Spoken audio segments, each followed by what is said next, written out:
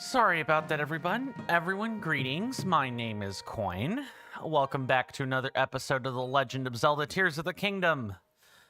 Today is a big episode today. Since I am late, greetings to you, Mr. Jason. Good sir. Hopefully you're doing well in both body and mind, and I hope you enjoy your stay.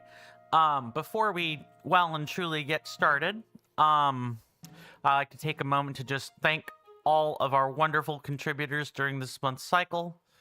We can also play the camera mini game at the same time. Let's see if I'm... Yeah, okay, I think I've got it. So, if you guys want your names on these placards, you gotta chuck some change at me. That's really about the, only way you're on, the only way people get on here, whether that's through a Twitch subscription, Patreon, or coffee contribution, or through $2 donation or more. Welcome on in, Star Knight JD. I'll just call you Star Knight if that's all right. Good to see you. Hopefully you're doing well. In both body and mind, and I hope you enjoy your stay. I see the infamous number, or like a dragged out version of it. Oh, multiple people. Hi. Welcome on in, Wolf Legend 4366. Good to see both of you. Both Wolf Legend and Star Knight. Hopefully you two are both well in body and mind, and I hope you enjoy your stay. If and you don't mind my asking, it's a question I ask all of my incoming audience members. How familiar are you with The Legend of Zelda Tears of the Kingdom? How much of it have you played? Is it a game you've beaten? Or, you know, a game you've played a certain number of hours of? I'm just curious. It helps, like, navigate spoilers, tailor discussions, that sort of thing. As I was saying earlier, while two different discussions are cooking, while I do not have any current subscribers, Patreon patrons, or one-off contributors this month, I would like to thank people who've used those mediums in the past. I really, really appreciate it. I can't tell you how... I really cannot express how much I appreciate it. That said, I would like to express a bit more appreciation to Mr. Rasby the player, who has purchased a Valkyrie tier coffee membership. If you like my work, or my audience, or the content as a whole, consider supporting me through Patreon or Coffee. If, however, you want to support like Twitch, and eventually, when I do make YouTube partner, you know, YouTube, use those platforms instead.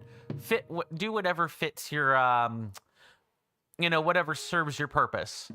Star Knight says you completed it. Nice, nice. How did you enjoy it? What was your favorite part about Tears of the Kingdom, Star Knight, if and you don't mind my asking? Try to think if there was anything else. I don't think I have much, if anything else, on the front. Again, donation of $2 or more, or you know, a subscription membership purchase through Patreon and Coffee, or a subscription Prime Gaming tier or higher on Twitch is what you need to be on these placards. I read them at the start of every stream as like a really tiny way to give back to my audience. I have other things, but this is the smallest thing I've got. Okay, let me catch up on chat one more time, and then we'll keep things moving. Wolf Legend says you also completed it. Nice, nice. I'll ask the same question to you as well, Wolf Legend.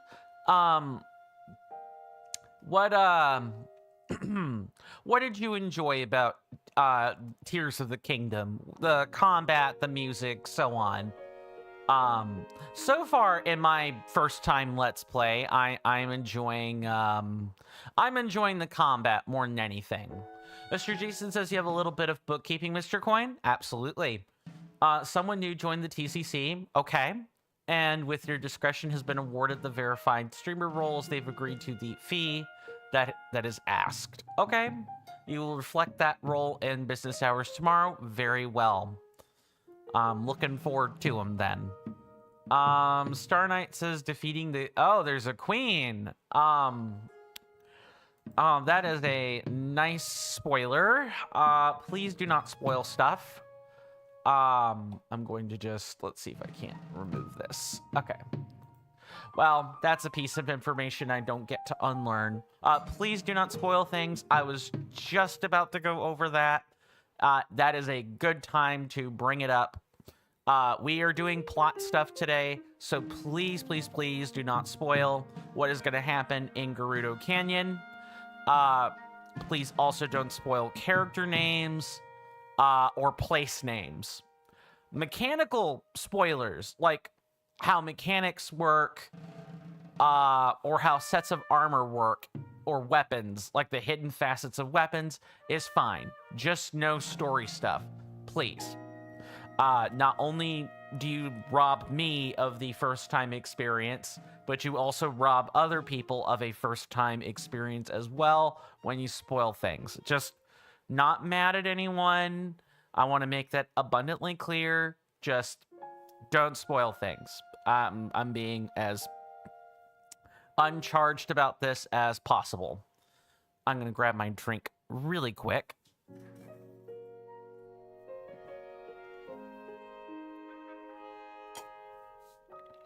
So how was everyone's Tuesday?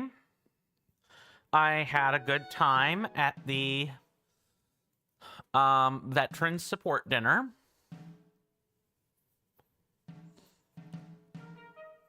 Food was okay. The group paid for catering this year, like they did last year, and well, I think even fewer people showed up to that than, you know, paid tickets in. There were people, like, the people hosting the event were practically begging people to take trays, like to-go trays home. That's how much food was ordered. Star Knight says it was nice. Good, good. Wolf Legend says your Tuesday was good. That is awesome. I hope everyone's Tuesday was good. And I trust that things over in your little slices of Earth are also going smoothly. You know, outside of the dark times here in the US, we're not the only country experiencing darkness, quote unquote. I think pretty much just about every country seems to be going through something. Whether big or small is a different story, but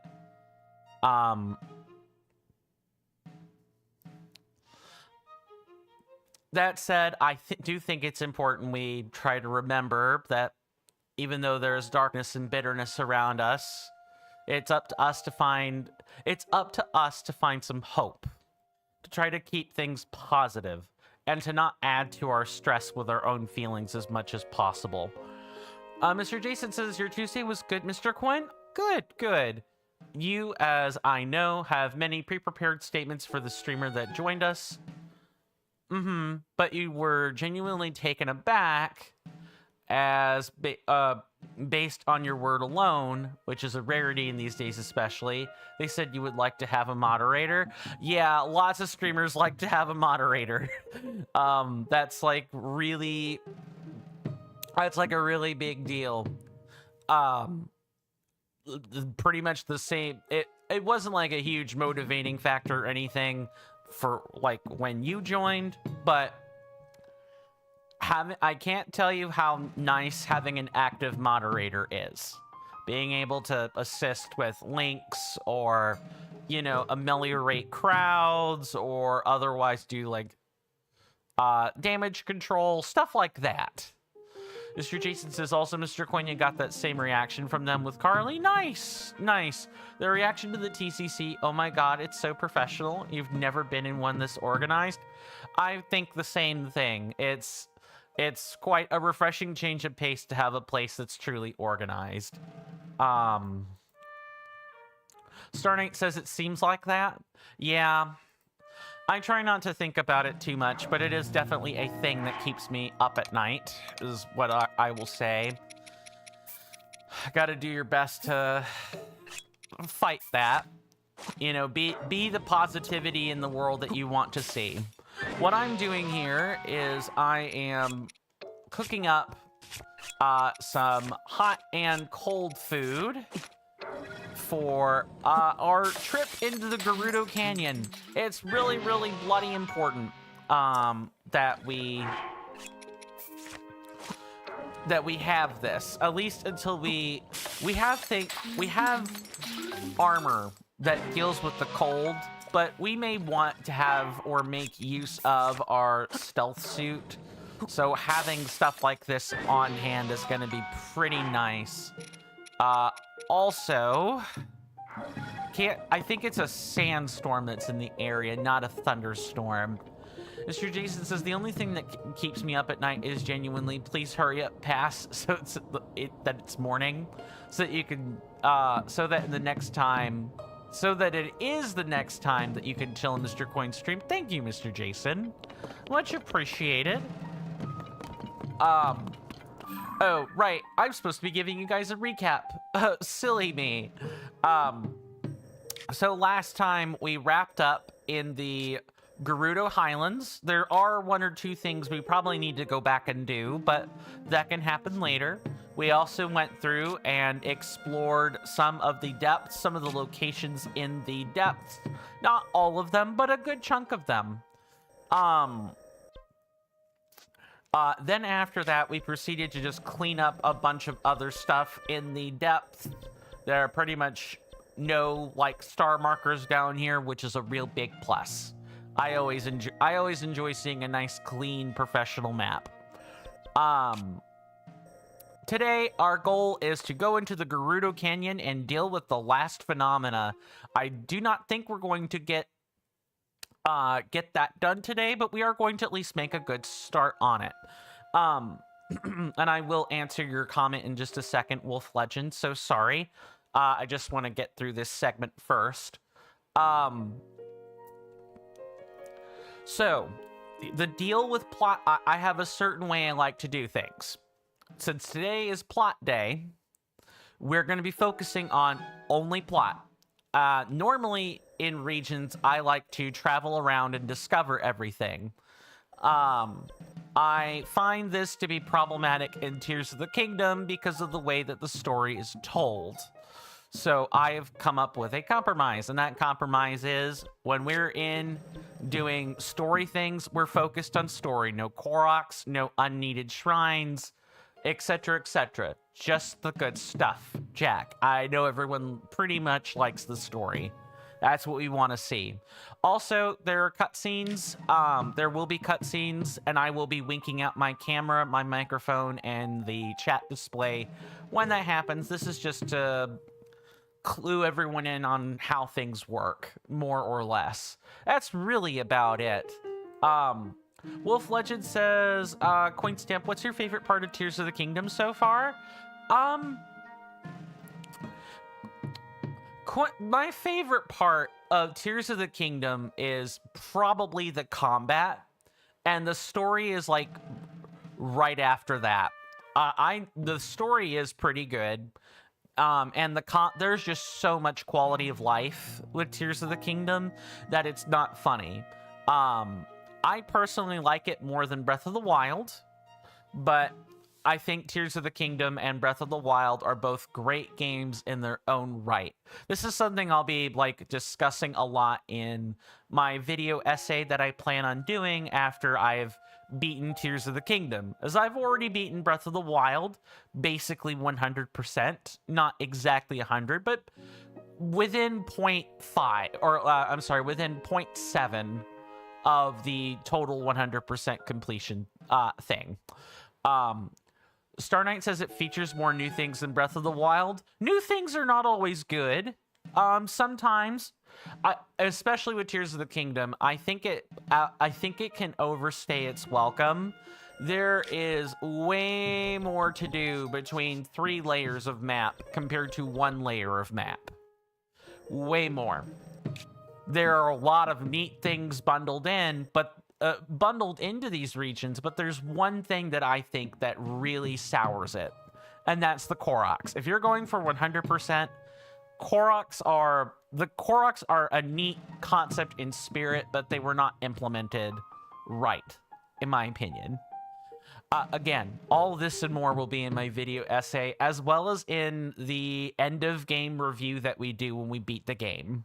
And we are going for 100%, so we will be getting everything, to my knowledge. All the shrines, all the Korok seeds, all the level 4 upgrades, and so on. We'll be doing all of that. Just wanted to put that out there in case it wasn't quite abundantly clear. Mr. Jason says, oh, before you forget, Carly asked me to say hi to you. Oh, please give her my regards and to say that she won't be able to make it as she's going out with friends. That's totally fine. Hopefully, you know, the time with her friends goes smoothly and without issue or incident. Today's world is really dangerous, so I feel like I really especially need to say that. Star Knight says that's a lot of work. Well, one of the channel shticks that I have here at Coinstamp is that we do 100%. I like 100%ing games. I get a lot of personal enjoyment with 100%ing the game, and with Breath of the Wild and Tears of the Kingdom, it was a lot of work. And Breath of the Wild has the same issue as Tears of the Kingdom, and that is too many gosh darn Koroks. They really detract from the experience, in my opinion. That said, the game was a blast overall, and the same is true of Tears of the Kingdom. Again, things that I will talk about when we beat Tears of the Kingdom, which will be happening no time soon, promise.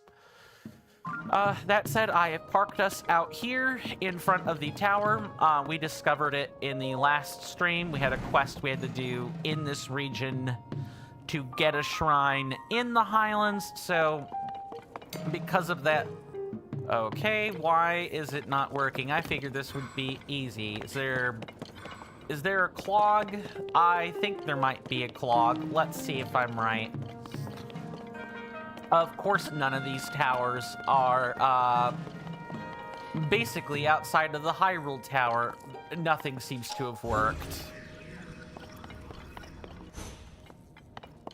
There's got to be like a cave or something around these parts. Let's see if I'm right. Not really. So I think it's like on the surface. All right, let's see what else we're dealing with here. Oh, there's someone down there. Uh-oh. Yeah. We meet again. Good morning. I hate to break it to you, but the Skyview Tower is out of order. I'm here to fix it, but unfortunately the elevator is broken too. I can't get up to the tower to make the repairs. Oh. Do you see the metal bit up there? There used to be a platform attached to that. If you added enough weight, it'd go down and I'd go up. But the platform is gone. There's nothing attached to that metal bit, so I'm stuck down here. I obviously can't fix the Skyview Tower. Wish I knew of some way to get up to the top. Alright, so I'm glad I looked around, because I found the issue, the problem. Well, thank goodness. Thank goodness we can, in fact, just, like, do something like this. We literally make a platform. We probably put these on. Let's make like a real platform. I realize you could probably just do this without that, but I want to make it right. And to make it right, that means we do it like this. Mr. Jason says, oh, Mr. Coin, you chose to have a laugh and call yourself out the other day. Oh, one streamer bought a Nintendo Switch 2 and is currently waiting for an Animal Crossing New Horizons version 3.0 update, and let me just staple 2 of those together here. fact, let me staple these correctly. I think I'm gonna probably, yeah, that's what I thought. Let's do it like this. No, that is also incorrect. There. I think I'm gonna have to unsnap these and put them on properly this way. Like this. There we go. This has to be snapped on separately and then put on up top. Same thing here. And then we put these metal weights on just like that.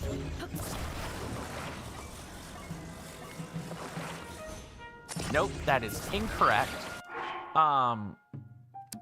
Let's see. Animal Crossing New Horizons version 3.0 update, and they said, and that they had another Nintendo Switch. So Mr. Jason says, you do know you can get the update on the standard Nintendo Switch, yeah? Only super nerds really need to have 4K resolution for their big fancy 4K HDR10 120 FPS OLED TV. Ah, that sounds like bragging rights right there, which is totally fine. Not everyone can have best in show electronics. I certainly don't. I wish I did. Okay, so I think for the weight, these boxes need to be stacked on top of each other like this. I think. We're gonna find out if we need the big ol' box or not. Okay, let's maybe do it like this. Send through this here. I know, I'm definitely over-engineering this big time, but I want to.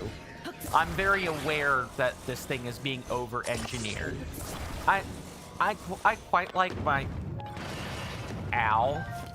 Alright, yep, that wasn't gonna work, and I think that was a sign to change how this was gonna work. Let's see. Maybe up here. Yeah, something like that. At least I got some bonus arrows for the effort. I feel pretty good with my Omen, 25 or... Yeah, I think it's a 25L. I don't brag about computers as much, but I do remember feeling particularly happy. Of course, that was never going to work. Not only that, but thing tips because we've run into the staple limit.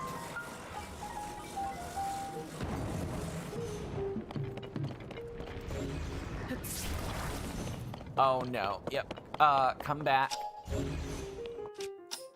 It would certainly work, but I think I probably need to staple the, I probably just need to use the metal boxes on hand rather than,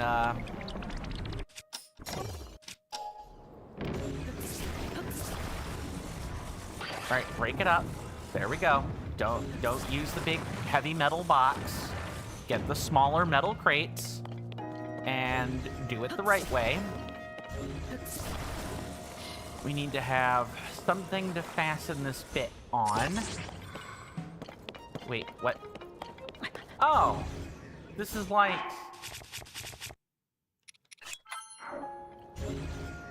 Yeah, this isn't fastened right. No wonder. Alright, this bit goes onto the thing. These bits have to be rotated correctly and put onto the sides. And that should work just fine. Look, if I'm gonna have an elevator, I want there to be safety regulations, okay?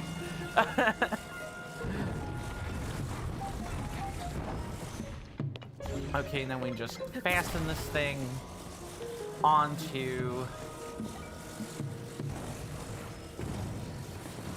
like this. Oh, that might be a problem. Oh, yeah, that's like a super big problem.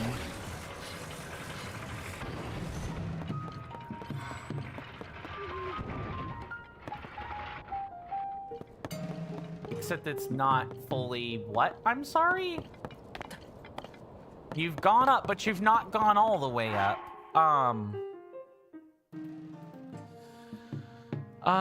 Let's see. Star Knight says you could put a box on each side. Right.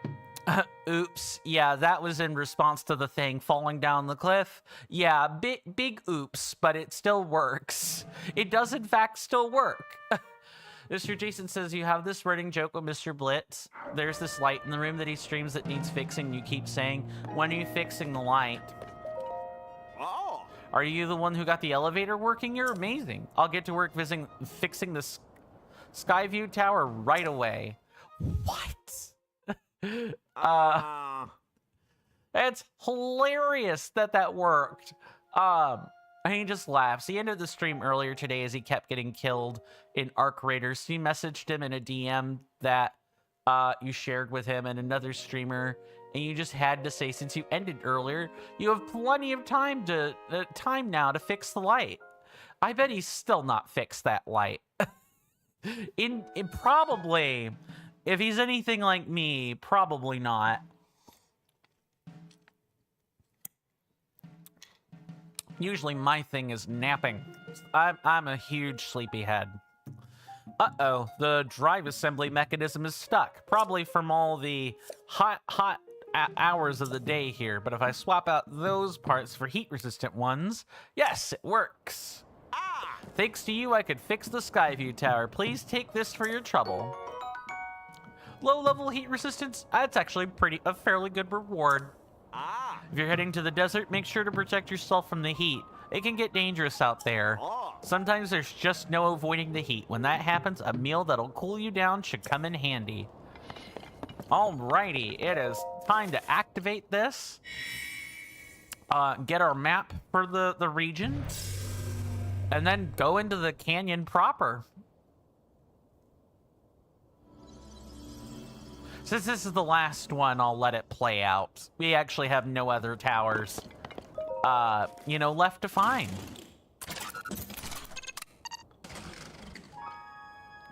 Mr. Jason says at least one thing, Mr. Coin. This new client of yours, they can rest assured they have a very professional moderator. Too true, Mr. Jason. I have the utmost confidence in that.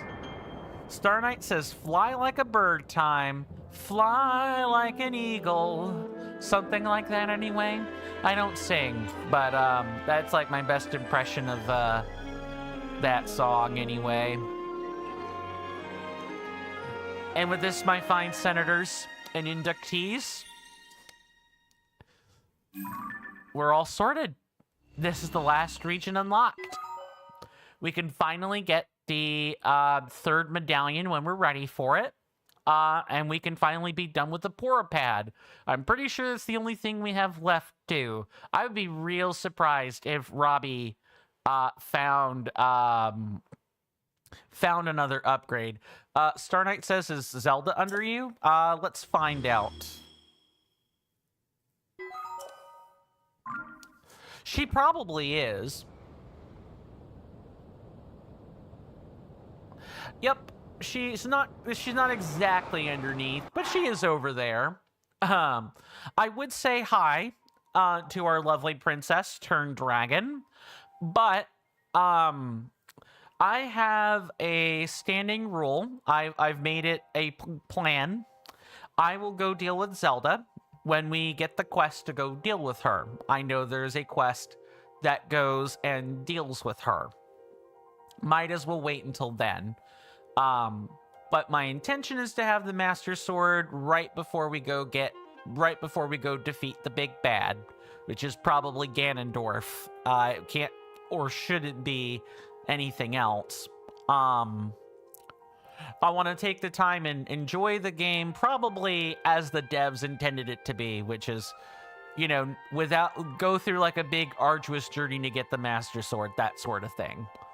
Mr. Jason says, you would love to have an actual Nintendo Switch Poor Pad edition. It does have a pretty nice motif on it. That said, I actually have a date with a, sorry, that was a complete break of subject. Yeah, I actually have a date with a different dragon I'd like to go deal with right now that we have the time. Gonna get the correct armor on. This is the only other dragon we've not gotten parts from yet. Other than the light dragon. I guess it's like one of two dragons. I'm just gonna go like this. Make sure I don't accidentally do anything. There we go, and now we wait. You just kind of let this thing fall where it's going to.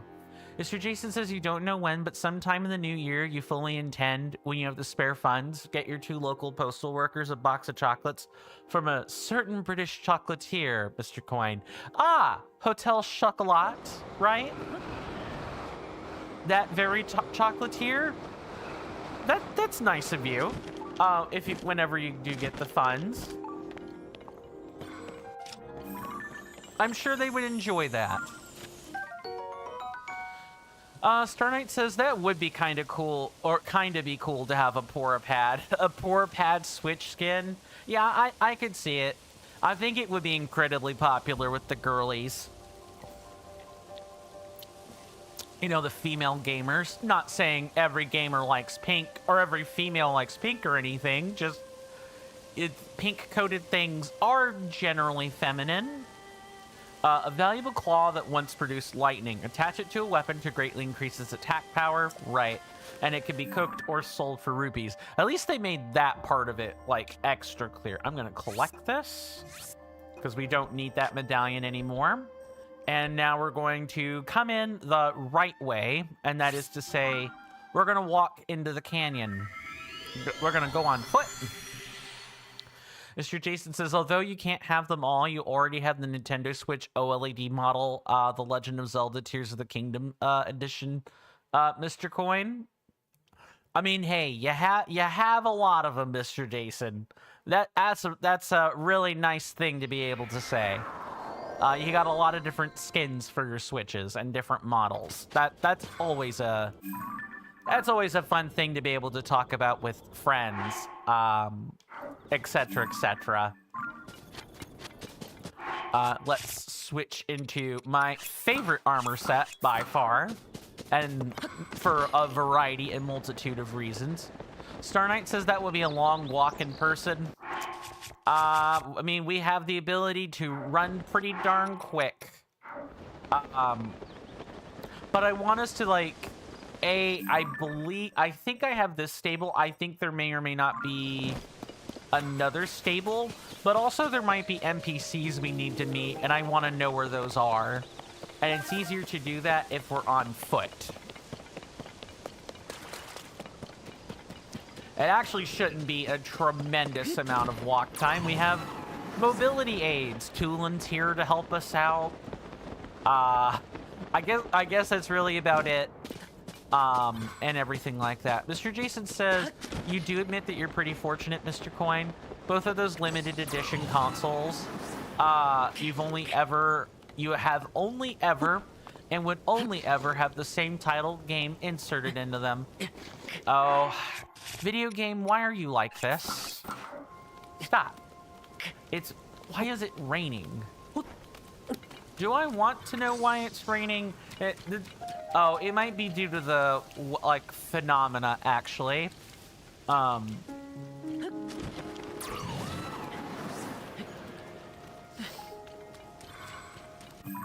Yeah, I could see why you like the theming on that, Mr. Jason. I guess I just, that is where you and I are juxtaposed with each other. I couldn't be... It's not that I don't care about Switch skins or anything, or, like, unique Switch models. I do think they're cool. I'm just a broke person, but I can tell you, even if I had money, I probably wouldn't buy them.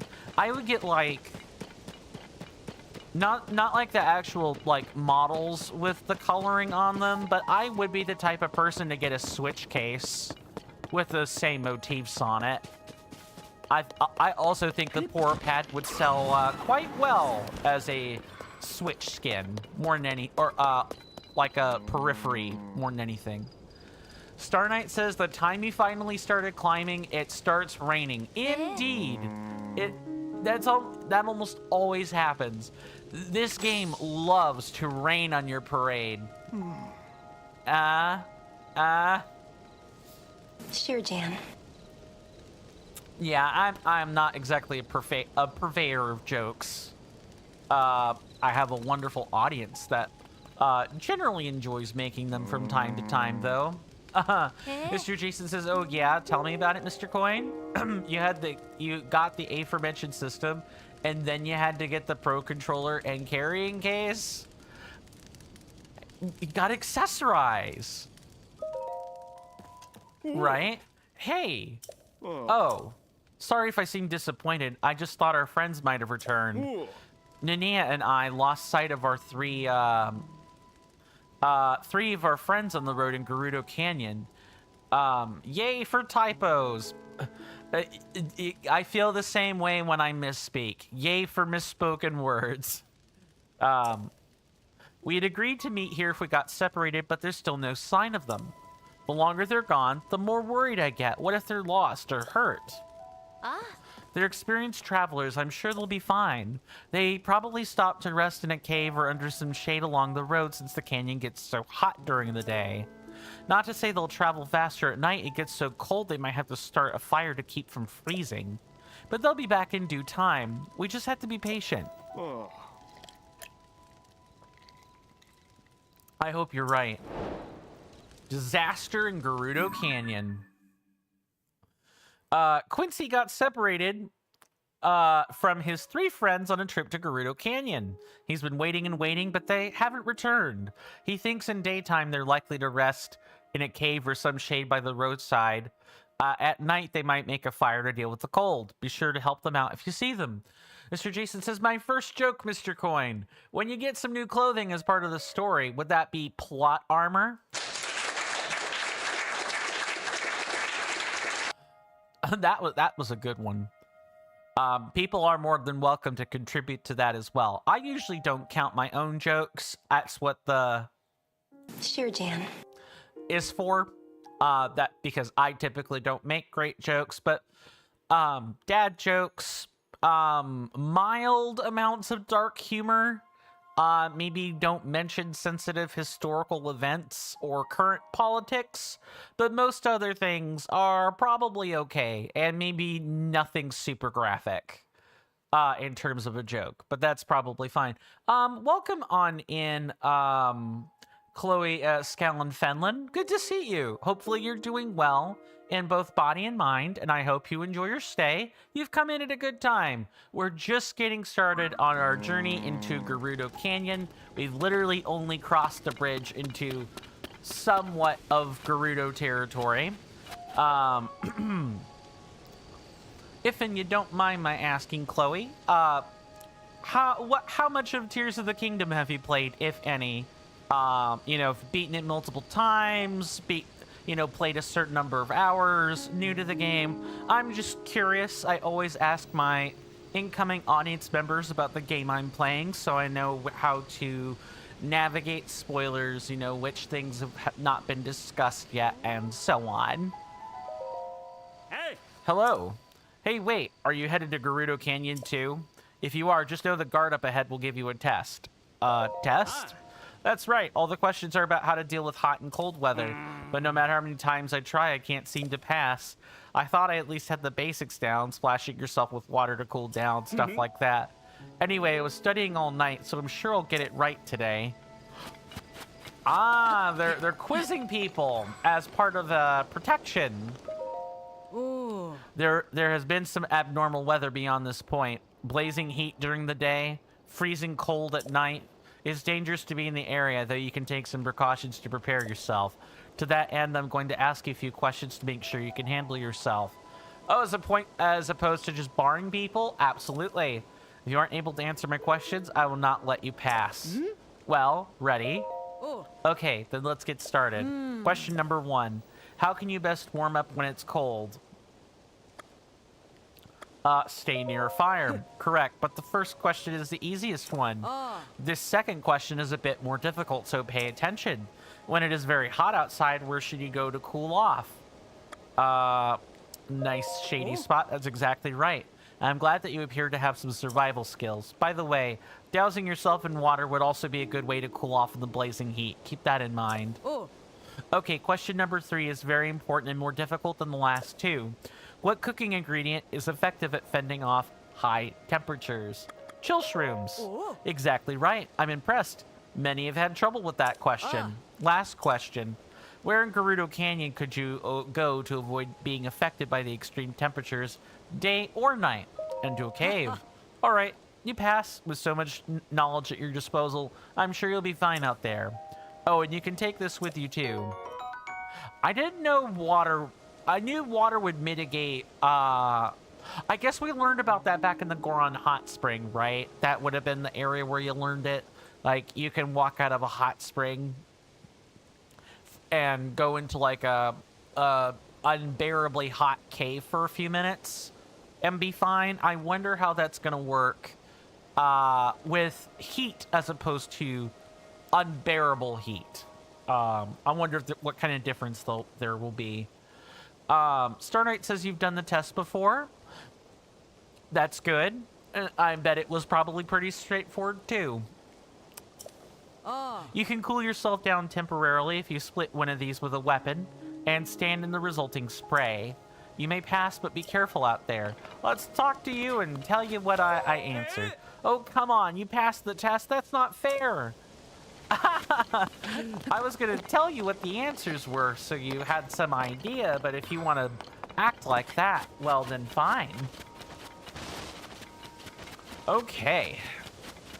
We're in the Gerudo Canyon and the desert. I should say, like, the Gerudo area in general has 2 components. There's the Badlands, the dusty Badlands portion with, like, the tumbleweeds and stuff. Hello, Addison. Oh. And then you have the actual desert where you can sand surf.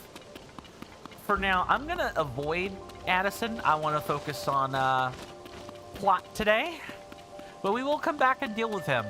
I'm going to make like I'm going to find a running map where all of the sign man areas are and make sure that we handle those accordingly. Really, we could go this way? Why? Oh, there's like a new water source. That's why. We want to head this way then. Star Knight says those are the exact test answers you did. LOL. Fair. I mean, the context of the name practically gives it away. You use chill shrooms in order to stay in heat. You use sun shrooms in order to withstand the cold. At this point, the game has practically yelled at you about caves.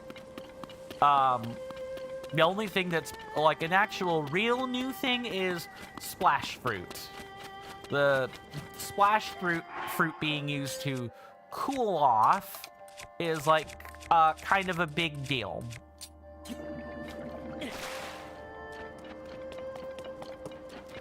You can even just chuck the splash fruit if you so desired. Wolf Legend says, does anyone else's eyes burn when you enter the Gerudo Desert, or is it just me? No, not I mean, I don't. Maybe other people do, but no, it's only when stuff is blindingly white that staring into it can kind of be a problem. Star Knight says, be careful because there were a lot of Lizalfos in that area. Oh, I'm very practiced, Star Knight, but I appreciate the warning nonetheless. Speaking of warnings, and speaking of enemies very, very likely to die, Same deal here.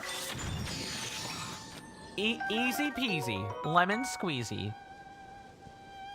I am a practiced Soulsborne gamer. I play Dark Souls, I wish I could play Bloodborne. Sekiro, Elden Ring. I'm very good at, I'm not good, but I am decent at those games. I've played them over many years of my long life, and I hope to continue to play more. Itchy boss mechanics or enemy ambushes are something I'm very, very accustomed to.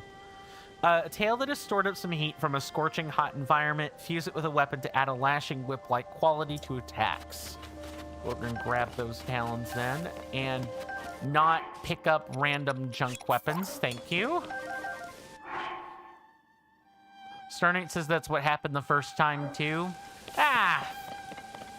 You know, you gotta teach the Lizalfos who's boss. They can't let... The only things that should really scare a person in this game are Prox, Gleok, and Lynels. And even then, Lynels would really only scare, you know, this game is the first time having seen them. Good day, or as the Gerudo say in their language, Savak. I've been studying the language a bit. The cliffs around here are so high I'll have to take the long way around. I wish I had wings like the Riju do. It'd be so easy to just fly over the cliffs then. Okay, well, at least you're walking. That's good. Mr. Jason says in this game, Lynels fear Mr. Jason. I think the Lynels have like a pretty healthy fear of me too. But yes, I would certainly expect so. Not only as a troll level creator, but also as a very practiced The Legend of Zelda Wild Era gamer that you are, Mr. Jason. They will fear you on those two grounds alone. Let's keep things moving. Even though I should say, for those that are new, hi, my name is Coin. I stream Monday through Friday, 1 p.m. to 5 p.m. Eastern Standard Time. For those of you on YouTube, you could type in star Discord. There should be a bot making rounds for the commands on your end. For you guys on Twitch, Mr. Jason, if you wouldn't mind shilling the Discord, I would be much obliged, much appreciated. But all of my commands are, of course, available on Discord as well. There's a channel called Commands. You can literally look in there. I would highly suggest joining the Discord. It's automatic. The onboarding process is pretty much automatic. You really only have to answer 1 or 2 things, and then you should be good to go, if anything. You can grab bonus rolls in there. But I have all the commands that you could ever want or ask about in the commands channel in my server. I work pretty bloody hard on it, and it would mean a lot if people did, in fact, join the server. You can also find that in my link tree in the description as well, or underneath the video player where the social media links are on Twitch. That is where you will find my link tree. You'll just go in there and click on the Discord icon, and you should be good to go. If you click on the panel that says Ob10 Network, you will go to a still awesome, absolutely awesome, but totally different Discord. And if you do go there, please give Pyro and company my regards. And I'm sure they will welcome you. They're good people. They're where I got my start. I've just moved on. For the most part. I'm still hanging in that Discord. And I still chat from time to time. And thank you for the assist on that, Mr. Jason, as well.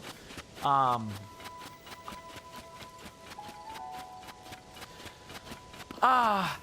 enjoy the view. I mean, my favorite place to, you know, gaze from is Heber Mountain, but man, the deserts are another region in games I tend to also like. Wow, unbearable cold, huh? Yeah, 6 hours. That'll do it. And it's getting to be nighttime real soon, so we get to enjoy a nice speed boost while that's happening. Which is gonna be absolutely fantastic. Mr. Jason says, indeed, Mr. Coin, although Mr. Jason has 37 silver Lionel mace horns, saber horns, and Lionel guts. And then for Lionel hooves, it shoots up to 266 of them. Yeah, I still have lots of things I need to farm. I still have a lot of things I need to farm, but I'll probably get started on that this weekend. I do have an advertisement alert coming up real soon. There is like a bit of a video to play during that time. So I know it's stuffy and boring, but I would appreciate if people like listen to it. It replaces, you know, me gabbing at you about this and that, about algorithm stuff for like 5 or 2 to 3 minutes. Mr. Jason has 117 star fragments. That's nice. Yeah, I'm definitely going to have to farm those too. And I know the farming method in Tears of the Kingdom is not the same, to say the least. You hear that off in the distance, my senators and inductees? That is an ad storm. In about 5 minutes, it'll blow over us, and then we can get right back to the gaming. Thanks. I really appreciate everyone's time that they've spent here. It means the world to me. It would also mean the world if you could electrify my algorithm by following my Twitch channel, subscribing to my YouTube channel, liking the video and or streams on YouTube, and even leaving a comment. Doing all of those things ensures that when I zap your feeds with a live or a long-form content notification, you don't have to worry about missing any quality content. Star Knight says that is much more than me. Yeah, Mr. Jason has played Tears of the Kingdom a long time and has accumulated many resources, way more than I ever probably could. It would take me multiple nights to catch up with him. Multiple nights. Thank you guys for sitting through that. You guys are a wonderful audience. Thank you so much for hanging out with me today so far. I intend to keep it up for the next 3 hours, of course. But outside of the shell that you just heard there with the icons on the screen and everything, we do take commercial breaks at the top of the hour. So when 2 p.m. strikes, there will be a timer above my head toward the top that has a 3-minute timer on it. When that timer reaches 0, I will be back at my desk and we can pick right back up where we left off. That break for the YouTube peeps is mostly there for the people on Twitch. That is mostly what it is there for. You know, to eliminate a pre-roll from ads and everything. Sucky situation, I know, but it's the game that us content creators and live streamers have to play with these platforms. I highly recommend you guys get a grab a snack, get a drink, grab a stretch, do whatever fits your fancy, or don't do anything. I'm no one's parent for those 3 minutes, and I promise the commercial break will be over faster than you think. Mr. Jason says, although you mostly hunt the Lionels for sport. Too true. Too true. Mr. Jason says, even the Gleeoks see me coming and think, oh crap, he's coming back? Why does Ganon respawn us so that Mr. Jason could bully us again? They're just doing Ganondorf's bidding. They probably aren't thinking that much about it, but yeah, I mean, maybe that's like a thought process they have in the back of their minds. We don't know how sentient the creatures are in this game. We know Lionels have some sense of honor, but I don't know if the Gleeoks necessarily have that, like, human-like quality to them. Brr, it's cold. You're going to freeze out here if you're not prepared. I hear plenty of travelers have through the desert in Gerudo Canyon have collapsed since the climate shifted. It should be fine if you have food that suits the temperature, though. Well, just make sure you don't overdo it.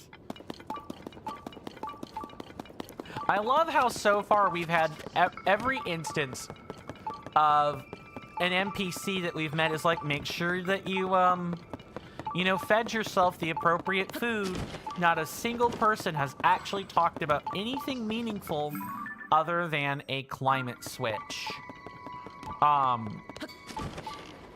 Just meander through here. We should probably, like, stick to the path that was set for us.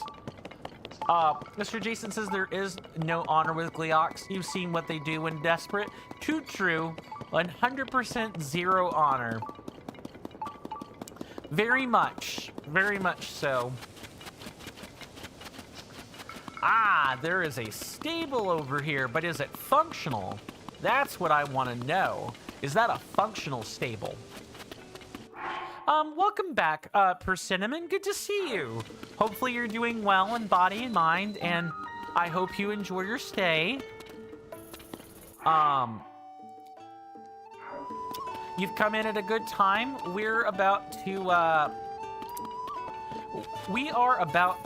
well, take a commercial break, number one. But number two, we're in the midst of traveling through the Gerudo Canyon.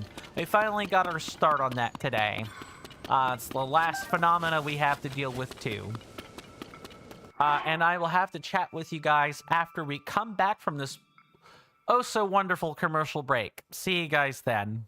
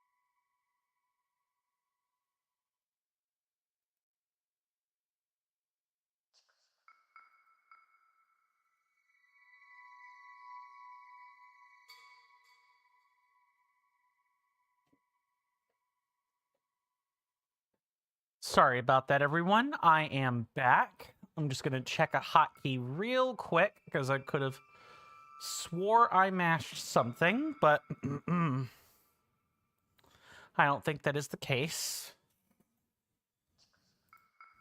Well, Mr. Jason says, welcome back, Mr. Coin. Thank you, Mr. Jason. Star Knight says, you just shoot an arrow at a Gleeok and then it starts flying. Yeah, it generally does do that. And then it's kind of tedious to like continually attack them. You can either use an elementally effective arrow or a bomb arrow, and that will typically after knocking out their heads, they go to the ground. Star Knight says, just grabbed a quick snack. Nice.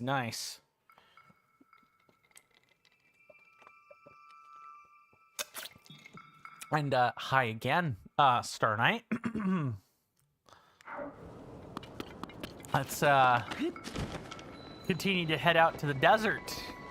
Oh my goodness, that is a huge dust storm off in that general direction. Hey, over here. Vasak. I can't help but smile whenever I got customers, whether it's 1 or 100. It's not enough that the intense desert days and freezing desert nights have reached Gerudo Canyon. Thanks to that sand shroud, there hasn't been any business here at all. If you're interested in sand seals, then you're in the right place.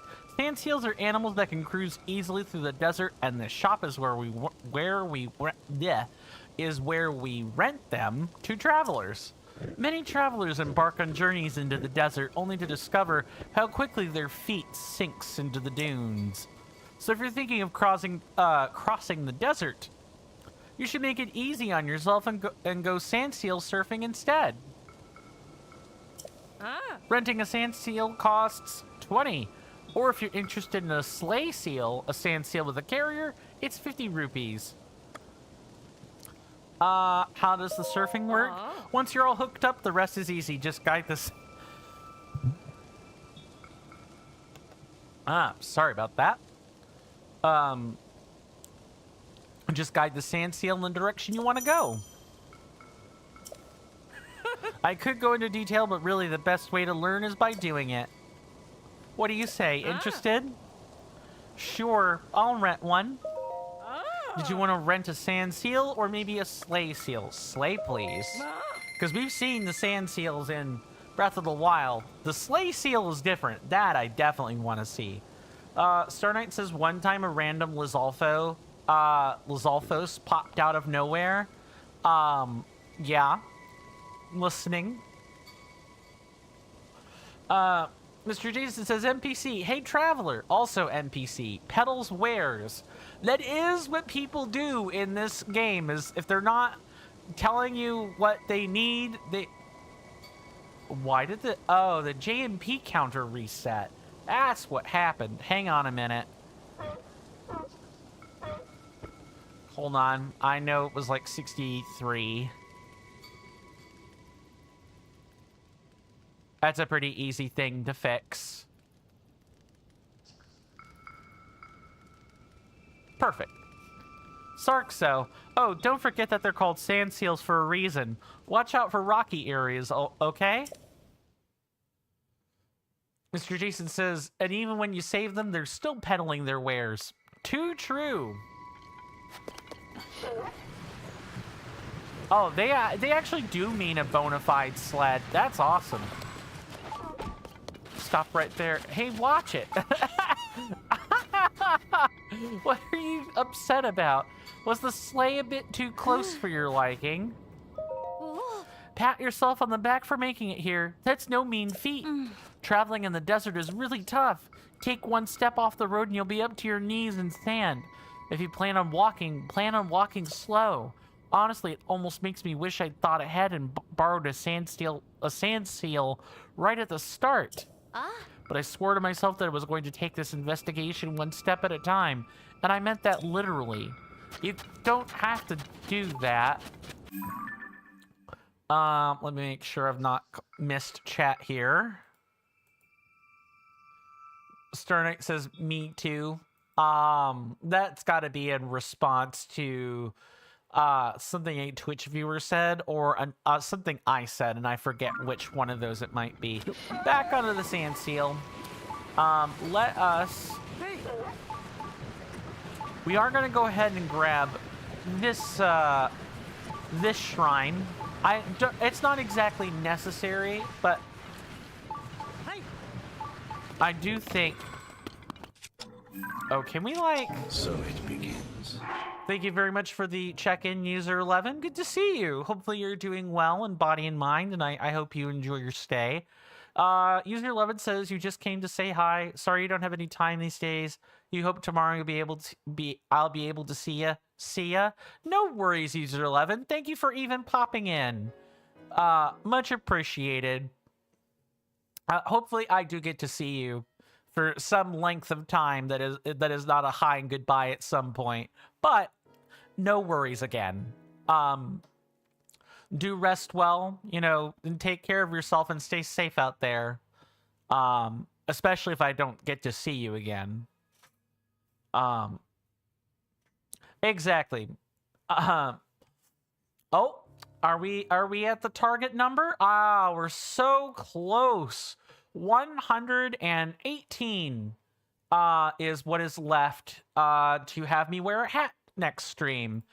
For those that are not in the know, we do in fact... Oh, well, there we go. There we bloody go.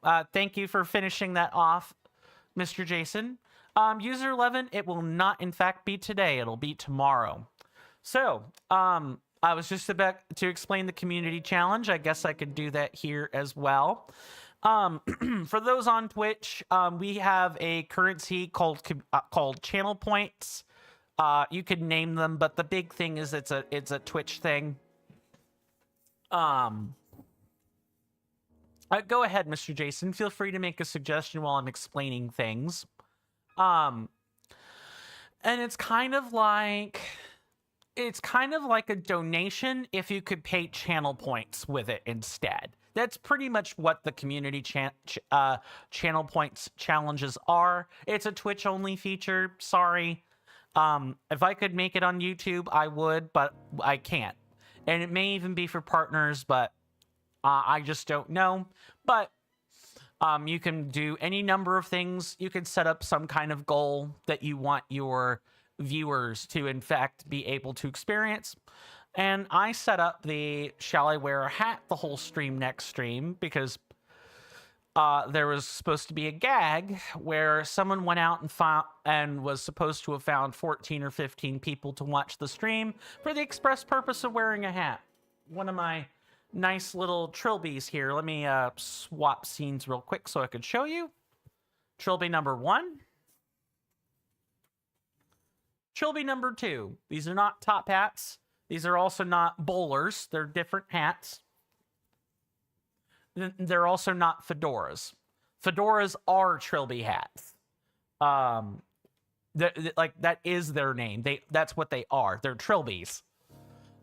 Normally, people can redeem those things to, people can redeem a channel point reward to make me wear them for 5 minutes. But I put this up as like a way to make someone, instead of having 15 people string along the necessary channel points the whole time, I just set it at a certain cost. And if the community wanted to meet that, then I would wear the hat the whole stream. Mr. Jason says, this is just my personal opinion, and so anyone else is free to give their input, but you feel like you should wait for when user 11 is able to view to wear the hat. I mean, you didn't specify it. You didn't specify as it says, shall I wear a hat the whole stream? I'm pretty sure there's a description for this. Yeah, there was supposed to be a description, but maybe not. Let me just kind of view things while going. Or, OBS can have issues. That's totally fine. It doesn't pertain to a specific day. It's supposed to be the day after the challenge is redeemed, but you're right. I can probably we could probably ask Mr. User 11 when he wants to be here to see that, because it's for him. I just don't know when that'll be because of the internet situation, that's all. Mr. Jason goes on to say that doesn't pertain to a specific day. You feel like we can have an open discussion with Mr. User 11, especially if they're on Discord? Right. Right. Yeah, I can ask them. That's no biggie. That way, you know, not everyone else, or it's not exactly contingent on everyone else either, without, like, getting into the weeds of that. But duly noted, Mr. Jason, I will definitely take your suggestion into account and make a decision based on that. Mr. Jason says he'd be happy to wait. I mean, yeah, the person that really wants to see this is User 11 more than anyone else. Star Knight says wear them on top of each other. I might need to make a separate channel point redemption for that as well. Things to think about. Star Knight says you're going to make some popcorn? Very well. Mr. Jason says, indeed, Mr. Coin. If you do it on the next stream, we have the VOD, but it was definitely for them as they imposed the challenge. It's something they wanted to do, but I get what you mean. That's the important part. It'd be nice for them to reap their reward. I think so, too. I agree with that. I guess I then just want people to be prepared if that day is not tomorrow, you know? More than anything. But we're gonna go have a, like, place to teleport that's right here. Mr. Jason says, my reward doesn't cost any channel points. Points at Mr. Coin. Your reward costs time more than anything else. But yes, it does. It in fact does not cost any channel points for you. That much is true.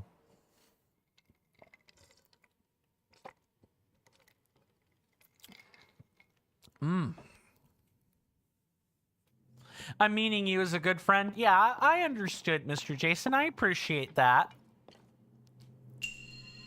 Friendship is indeed a reward. That you are too right about that. And it's something that people should probably hold a bit closer in their hearts these days.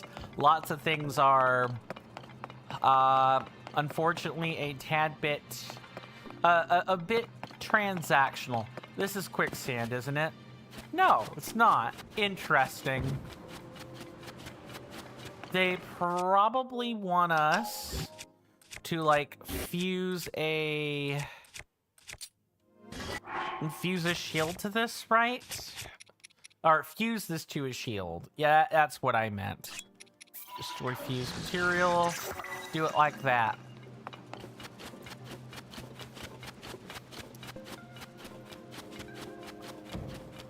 Let's see. Let's see if I'm correct.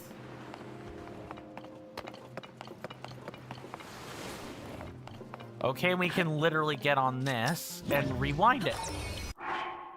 Mr. Coin, I recall the solution to this puzzle. Too true. Wow, that was actually stupid easy. I hope the next one's going to be a bit more challenging. And I think that is to be the case because we have to make something to get through this place. This has got to be quicksand. No, it's not actually quicksand. I keep expecting quicksand and it's not a thing that can happen. That's fine. We can literally do something like this. And then I see 2 fans over there, which we could probably go out of our way to grab at least one of them, if not both of them.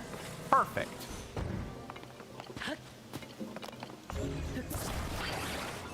By the way, this is probably a good time for me to ask or to instruct folks, since we're getting a little bit closer toward the end of the game. We're not quite there yet.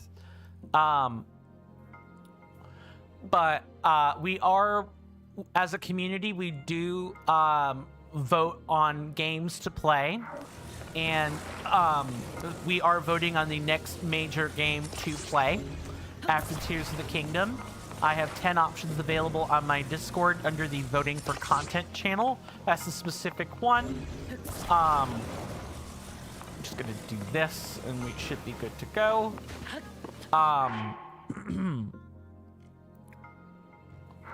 For anyone with OCD tendencies, you could say that the steering stick fits nicely in the middle of the sled. Interesting. I might try that. Looks like less of a problematic device there. Yeah, that is basically the middle of the sled. Thank you for that suggestion, Mr. Jason. What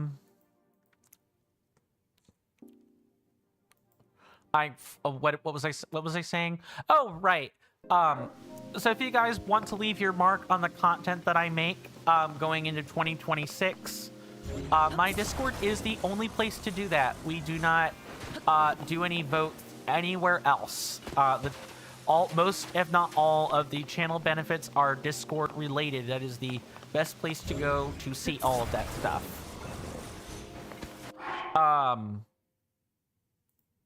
Let's see. Leish says, all you have to do now to 100% this game is upgrade your armor, get the max rupees, and get all the medals. Nice. Welcome on in, Leish. Good to see you. Hopefully you're doing well in body and mind, and I hope you enjoy your stay. You've come in at a good time. We are doing a quick shrine before we continue to keep things moving in The Legend of Zelda Tears of the Kingdom, and work towards solving the fourth and last phenomena. Okay, gotta get out and turn this around. If and you don't mind my asking, Leish, because I see the EI there 3 times. Leash, maybe? If I extend the sound out.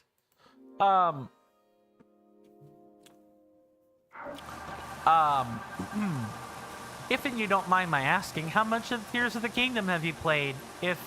I kind of know the answer to that question, but it's always better when people say it. Leash said, just call me Lee. Fair enough, I can do that. Thank you very much. I'm going to take it you've either beaten the game or at least played most of the game then, Lee. And if that is the case, what do you like about Tears of the Kingdom? If and you don't mind my asking, I always ask my new audience members about the games that I'm currently playing so I know how to navigate spoilers, so I avoid spoiling people on stuff, etc., etc.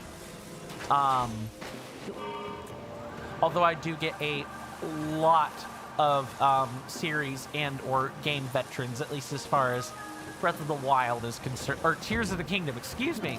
Freudian slip. I haven't played Breath of the Wild too long. I still occasionally mix up the game names myself. Mr. Jason says, just so you know, Mr. Coin, you have a joke pre-type, but it requires you to be in a specific place. I'll send it when you reach that spot very well. Lee says, but you can certainly say it's been some game. For example, you completed the map 100%. Fair. It truly is a game of all time. You're right about that. There are good things to like about Tears of the Kingdom, and then there are, problems with Tears of the Kingdom. I like it, and I think I like it a little bit more than Breath of the Wild myself, but that mostly comes down to, the mechanics. What's up, Mr. Jason? Link, buddy, I need you to put this in the right place. Thanks. Star Knight said, oh, hold on. I feel like I definitely missed messages. Star Knight says you remember the puzzle to solve it now and you tend to forget too.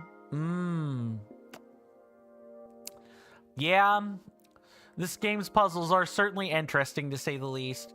Starnick says, so do I. Oh, that must be in regard to 100% map completion or another set statement. Mr. Jason says, Mr. Coin, in Tears of the Kingdom, there are good things, and then there are Koroks. Too true. The Koroks are definitely going to be a subject of a video essay for sure. When I beat Tears of the Kingdom, they will be a prominent feature of said essay. Let's just grab that really quick. That was a pretty easy shrine. And now we have this spot if we need it.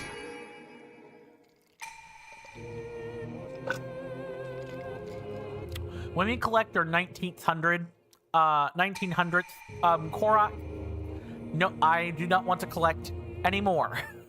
I really, really don't. I still don't know how I would handle if, you know, people just in droves wanted me to play Age of Calamity. Because I don't have Age of Imprisonment. I don't have a Switch 2. So I'm kind of limited in what I can offer people. But I don't know how I would handle Age of Calamity. I would struggle with that. Mr. Jason says at least until Hyrule Warriors Age of Calamity, eh, Mr. Coin? Yeah, until then. I guess that's something else I could ask too. I know Mr. Jason has, but has anyone else played the Hyrule Warriors series? I've played a bit of the original, I want to say. Trying to think. Yeah, I think a bit of the original, and I played through some of Age of Calamity. Star Knight says it's your first time on this channel stream. Welcome then. As I have already said, welcome. I see that our time with the sled is up. That is fine. Let's go to the Karakara Bazaar and start talking. Lizalfo's tale? Well, I guess let's talk to you then. Hey! Welcome on in, CCF4668. Good to see you. Hopefully you're doing well in both body and mind, and I hope you enjoy your stay. If you don't mind my asking, how much of Tears of the Kingdom have you played? Is it a game you're familiar with, or are you relatively new? I try to ask all my incoming audience members this so I know what spoilers to avoid, where to direct discussions, and other sorts of things. Since I see that we have a few new people, I would like to remind everyone, you know, please don't spoil the plot of the game. And by that, I mean the story. Please don't spoil. Like, we know a lot of the returning cast from Breath of the Wild. That's, like, one thing. But, like, boss names or stuff like that, things that we've not seen yet, please, please, please don't spoil them. So that means most of the stuff in the canyon today. This is a first-time Let's Play. And other people are watching along, too. And when people spoil, it robs both them and myself of the first-time experience. Everything else, fair game. Just mainly not the canyon today. Star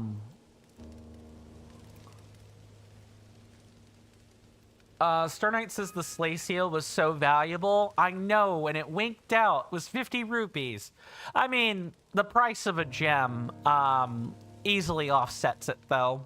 And I do try to farm quite a bit in this game. Mr. Jason says you love the Hyrule Warriors series, Mr. Coin. Nintendo managed to twist my arm and convince me to pre-order 2 copies of the Hyrule Warriors limited edition for Nintendo Wii U. Oh, that probably... Oh, definitive... Wait, what? Oh, no, there are 2 versions. That's right. For Nintendo Wii U, as it came with the scarf that Link has. Nintendo also managed to twist your arm again and convince you to get 2 copies of Hyrule Warriors Legends Limited Edition for Nintendo 3DS for Linkle's Watch. But when Nintendo released Hyrule Warriors Definitive Edition for Nintendo Switch as a standard game, You were like, yeah, I'll pass. It's a good game series, but it is very grindy and not necessarily everyone's cup of tea. Up and at 'em. Well, what do you think? I sound just like your average Hylian shopkeeper, right? You're natural. I know, right? My kid sister taught me. She's traveled all over the place. I could teach you some Gerudo if you want. My products have a price, but my Gerudo lessons are free. Teach me Gerudo. I'd be happy to. She sounds weird. CCF says, thanks for the welcome. No problem. You've completed the main story. You occasionally go back to do quests. Fair. Since you've completed the main story and thus played a lot of the game, CCF, is Tears of the Kingdom a game you generally enjoy? Or do you have your bones to pick with it? Is it a spite playthrough? There are some people that do that. Play games through spite. Like you've gone through so much of the game already, you might as well finish it. That kind of thing. I've done that on occasion too. Then again, my standards are in hell as far as games. I'm pretty easily pleased as far as video games are concerned. So there we go. Mr. Jason says, Hyrule Warriors, Gold Skulltulas, Hyrule Warriors, Age of Calamity, Koroks. Yeah, I forgot it was Gold Skulltulas back then, wasn't it?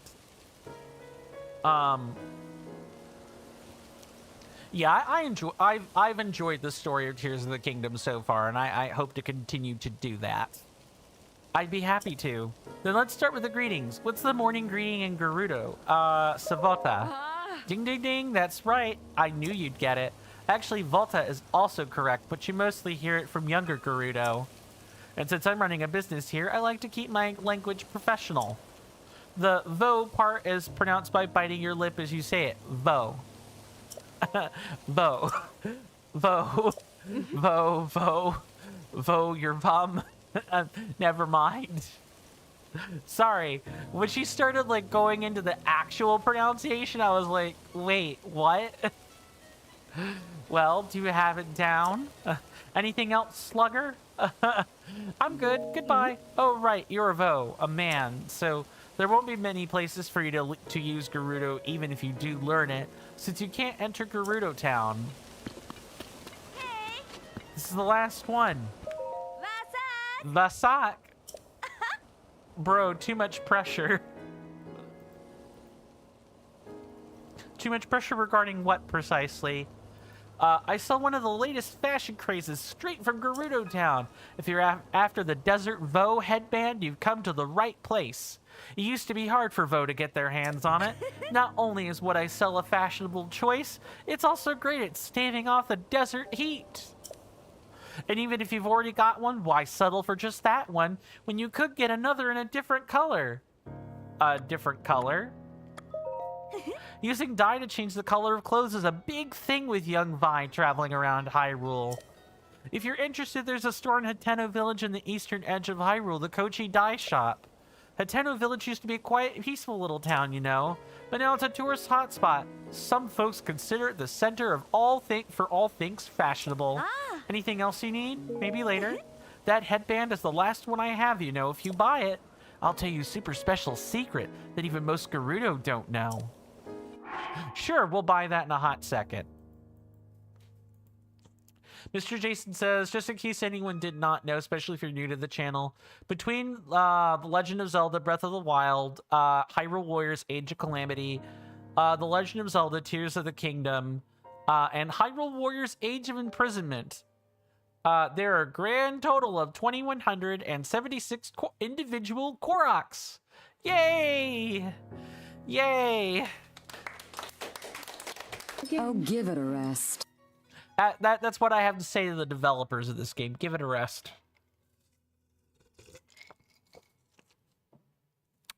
Star Knight says it's sad how she brings up the topic that men can't enter Gerudo Town. I mean, after Ganondorf, I wouldn't blame the Gerudo for doing that. I really, really wouldn't. Their society is fairly gynocentric.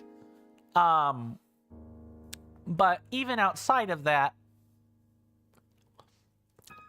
Ganondorf has been nothing but a pox to their people.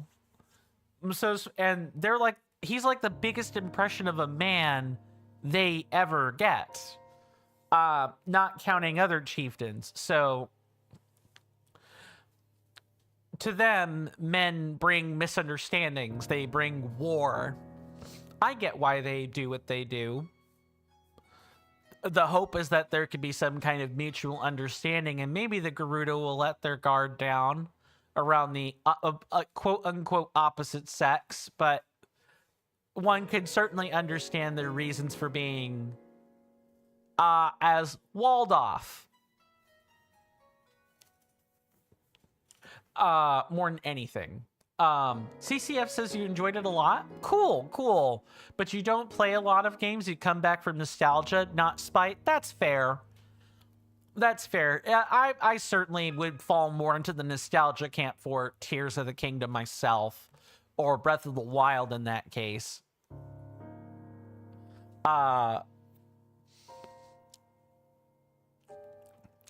Let's see. What is a game that I've played out of spite? I actually can't think of any off the top of my head. I'd really have to think about it and dig deep into my past to find it. I know there is at least one where I kind of just stuck it out. I think Steel Rising is probably the closest I get to like playing a game out of spite. And it's not really spite. I like the game. It's just actually trying to get the endings you want is such a drag. It really, really is.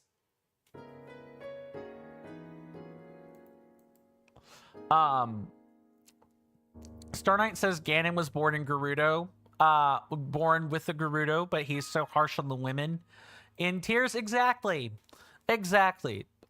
And so, as a result, between all of the abusive chieftains, it's no wonder that their society is gynocentric. There's nothing wrong with that. It's just, you know, there are now misunderstandings because of that past that have to be worked through. And when you've got an actively evil entity muddying it all up, it's very hard to work through those misunderstandings. Mr. Jason says, aren't you on a technicality getting the Koroks out of spite? You're right. I'm gritting my teeth. I'm collecting them out of spite, but also I'm obligated to. My channel is a 100% Let's Play channel.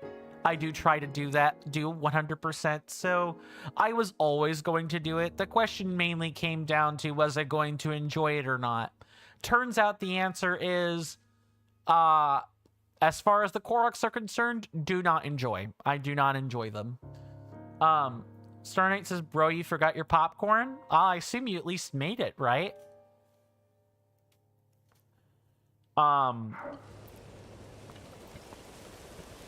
Oh, is Alundra, are we commandeering two accounts here? Or is a different person using the other one? Just so I know. Let's buy. The Desert Vo headband is 450 rupees. Vasak? Ah, that caught your eye, huh? I knew it. It's a must-have for any fashionable Vo that is trying to live that hot desert life. That headband is the last one I have, you know, if you buy it. Yeah, even most Gerudo don't know, sure. Gerudo armor for males contains sapphire, which harnesses the power of ice to make the heat more bearable. Sark, since you were kind enough to buy the last one, I'll keep my promise and tell you that secret. The headband you just bought is only one part of the Desert Vo series. There's also a spalter and trousers, but you have to go to a special place to get them. Have you heard of the store Fashion Passion in Gerudo Town? Well, the secret shop is located behind that store. Oh, now that I think about it, Vo aren't allowed in Gerudo Town. Forget I said anything. You're not allowed, huh? Oh, hello. Yeah, I'll definitely, like, snap a picture of these. And electric cephalinas? Oh, yeah, I forgot those were a thing. Stardate says the way she says it, yeah, it's kind of like, you know, rubbing your face in it, kind of. Like, neener, neener, neener, neener, you know, can't go get the rest of the set, not allowed in Gerudo Town. I totally get the impression it's, you know, bringing out. Mr. Jason says you're just talking to yourself, Mr. Coin. Yep, that's what I thought. It would be the Troll Castle account where I'd have to ask then. What are you doing? I'm jumping on your products. Yay! First the sand shroud and now monsters, and all the youngins are going around using that obnoxious slang too. This must be what the end of the world looks like. You think so too, don't you, Vo? If I swap the M in this name for a V, I will get the British, like, least favorite, like, taxi service or delivery service. It's really that easy to just subtly make that letter switch. But I guess anyone who brazenly strolls into a place like this doesn't care whether they live or die anyway. I just don't want anyone to drop dead right in front of me. That'll give me some nasty dreams. Anyway, if you need any of this stuff, I'll sell it to you. Why not buy it all? Make my life easier. Gotta go.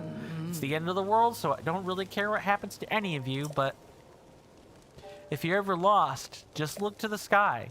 Do that and you'll see that eyesore of a lighthouse shining like a star of salvation. Life's about living and you only get one shot at it, so don't go dropping dead on me, though. I will definitely grab all these hydromelons, all 7 of them. I could get used to this. Sark so. Mr. Jason says, nah, the end of the world is when the Koroks double. No, no, do not redeem, do not invoke Murphy. Please, for the love of God, no dev pay attention to that. Absolutely none of them. Savota. Huh, you're an unfamiliar face. Are you a member of that caravan squad and heading to Gerudo Town? Caravan squad? They're a group of Hylian merchants. It's not as though they can do business in this sand shroud, so they're helping out by guarding the entrance here. It's clear their plan is to gain access into Gerudo Town by getting into our good graces, but our law about Vo is absolute. We couldn't let them in if we wanted to. Gerudo Town?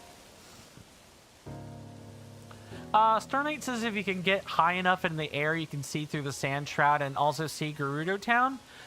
No doubt. Maybe we'll do that before we actually enter the sand shroud, just so we can get like a good look at it. Gerudo Town is to the southwest of here. It's the biggest town in the region. That said, the laws of the Gerudo forbid Vo, men, from entering the town. Though Vo or not, under this terrible sand shroud, it would take a near miracle to reach the town in the first place. I recommend you follow the example of the Vo and the caravan squad and give up on even trying for now. Mr. Jesus is Emery, Mr. Coin. She's, what's the word? Very encouraging. She's very, avant-garde about her feelings on things. She's very, open about the way she feels. And that's, you know, that's better than, you know, feigning, hope if you don't have it. Well, even if you're not with them, you shouldn't leave here regardless. Well, unfortunately for you, I need to do this. We gotta solve this. Stardite says pop quiz. Oh no. I don't do great at these. What are gibbos sensitive to? Nothing. I don't know what a gibbo is. No, I think we mean gibdo. I was just kind of poking fun at the word there. Gibdos are sensitive to flame, I'm fairly sure. At least that's what they should be sensitive to. I'd use a flame to darn near kill them. If they're sensitive to something else, I'm all ears. Vasak, this desert is a dangerous place. My products make it less so. How many do you want? All of them. Sarkso. Need some travel security? Journeying through the desert is rough. If you don't prepare right, you could try 100 times and never make it through. Star Knight says they're correct. They are sensitive to flame. That's good. I'm glad I got it correct. If I hadn't bumped into Gibdos in a cave, I wouldn't have been able to answer that. Other than, like, based on previous experience in different titles. Mr. Jason says, at least one thing, Mr. Coin. You're 64 Korok seeds away from defeating the actual final boss. Too true. And I'll be so gosh darn correct when I actually get rid of this Korok counter, and we're done with all 1,000 of them. That'll be really nice.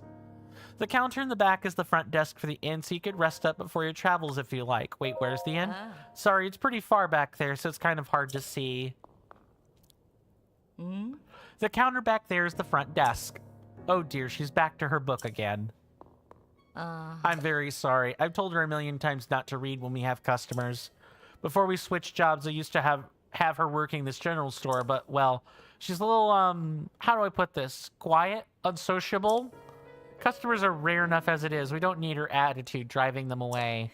I personally think customers should be welcomed with a smile when they walk in, so I'm filling the role of greeter now. Oh dear, I shouldn't have said that. Anyway, is there anything else you need? Star Knight says just a tip. If the pop quiz was the tip, then thank you. That's totally fine.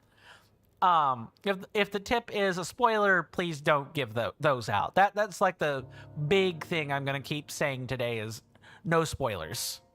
I'm normally not super heavy-handed about that, but first time it's been a while since I've done a first time playthrough, so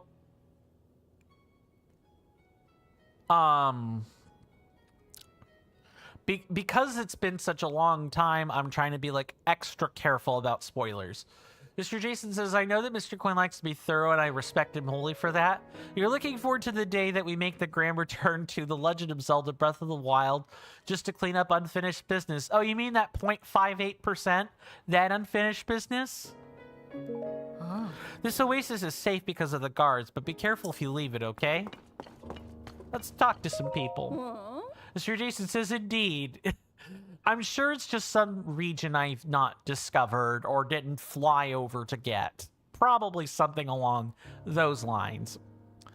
Thomas said, are you also stuck here thanks to the sand shroud? Is it ever gonna let up? I came out here to investigate the ruins that fell around Dig Dog Bridge, but this intense daytime heat and the cold nights have messed with my skin, so I figured I'd take some time off at the spa. But thanks to the sand shroud, I can't get to Gerudo Town. This is just the worst. Okay, I'm fine now. No need to turn this frown, just need to turn this frown upside down. No wrinkles, just have to unfurrow my brow. Ma'am, you look like your resting face is one of anger. Please fix that. Which I do no sweat if I could just take advantage of that spa plan. There's a skilled aesthetician in Gerudo Town named Roma. The fluffy beds here are great and all, but I hear Roma's spa plan is something else entirely. Apparently nothing else can make you feel as relaxed and refreshed as it does. I just want to soothe my poor skin and bone-tired body. Excavating at Dig Dog Bridge has been exhausting. Okay, I'm fine now. Yep. Unfurrow the brow. If I read 3 big ideas one more time, I'm going to start seeing the pages in my dreams. Had I known I'd be stuck waiting this long, I would have brought a real book or a newspaper or anything else. Oh, there's this book right here. Read the Zonai survey team's 3 big ideas.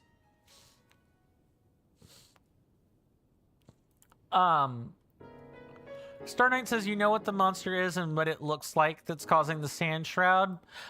Yeah, I imagine that you do. I would appreciate if you didn't say more than that. Yeah, precisely. You're already on top of it, Star Knight. Much appreciated. I want people to discover that for themselves. Mr. Jason says, if I know of you well enough, I feel like you'll feel much better when you clear up that outstanding business, Mr. Coin.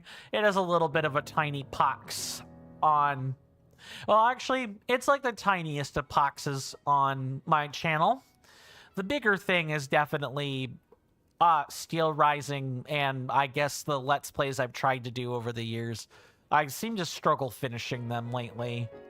Mr. Jason has the 100% in both games. Yep, I'll say. Surveying shrines, the mysterious ruins that appeared due to the upheaval with strange dome-like protrusions we're calling shrines. Mr. Jason says the tiniest poxes are the worst, though.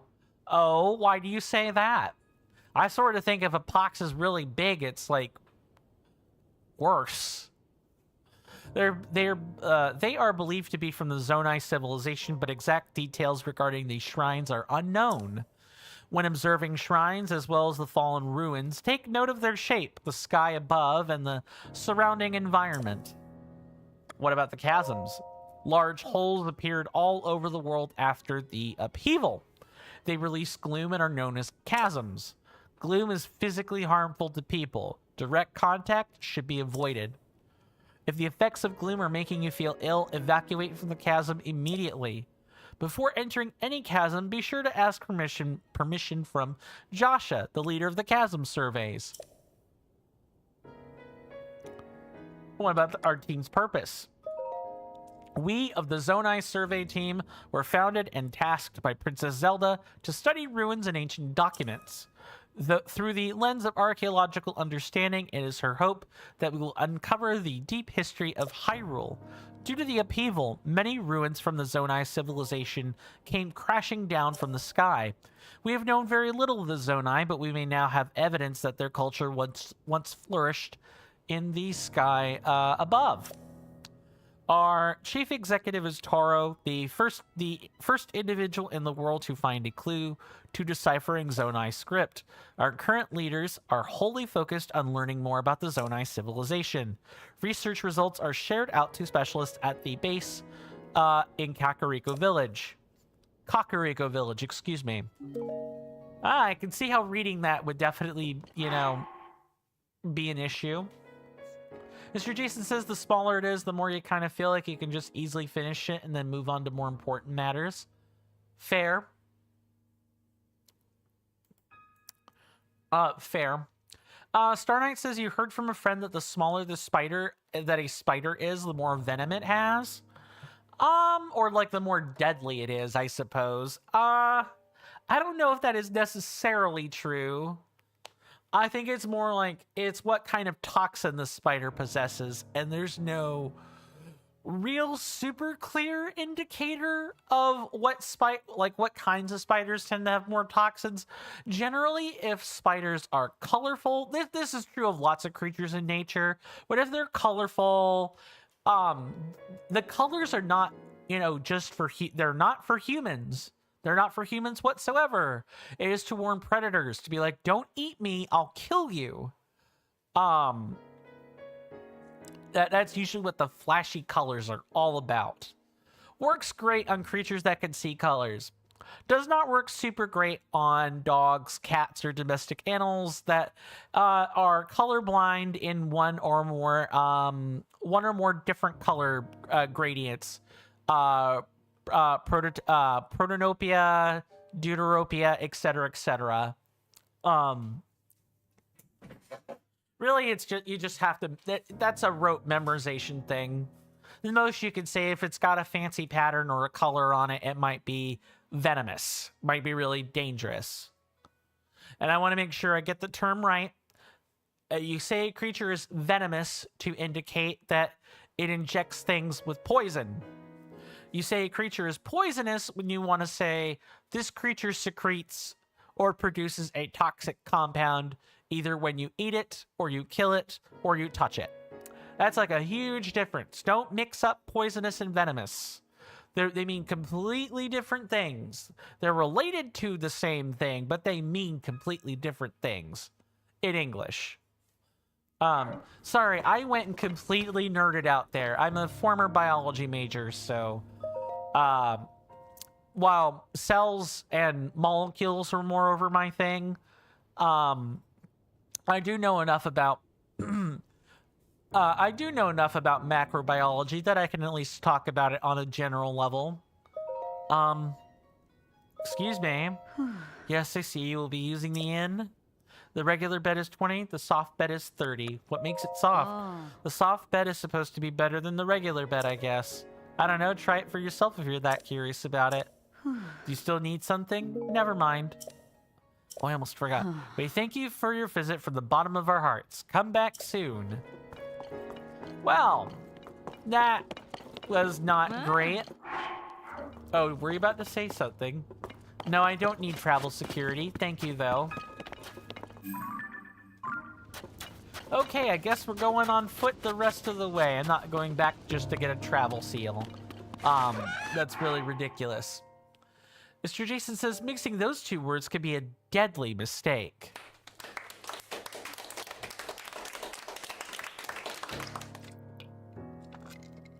Just ask Christopher McCandless. I hear that kind of cost him, you know, I hear that was more than a deadly mistake. Nope, that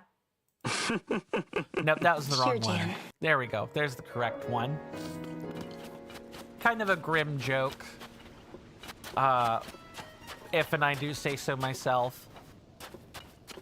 All right, well, we got the sand shroud here. We know this is where Gerudo Town is. We're gonna take a moment to kind of go up top here, which I can see. It's right here. We're gonna head up top and we're going to get a better look at Gerudo Town.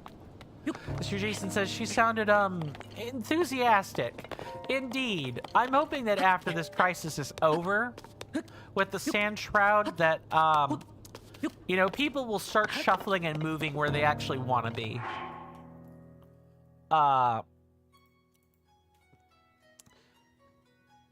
Yeah, Australian spiders are big enough that they probably should come with their own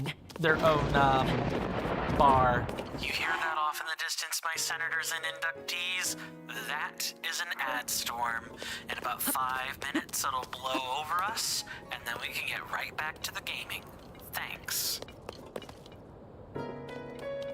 I know I've already chatted away about you guys supporting me for free. You all being here is enough for me, but if you want to support my work further and more directly, I have a couple of easy options for you.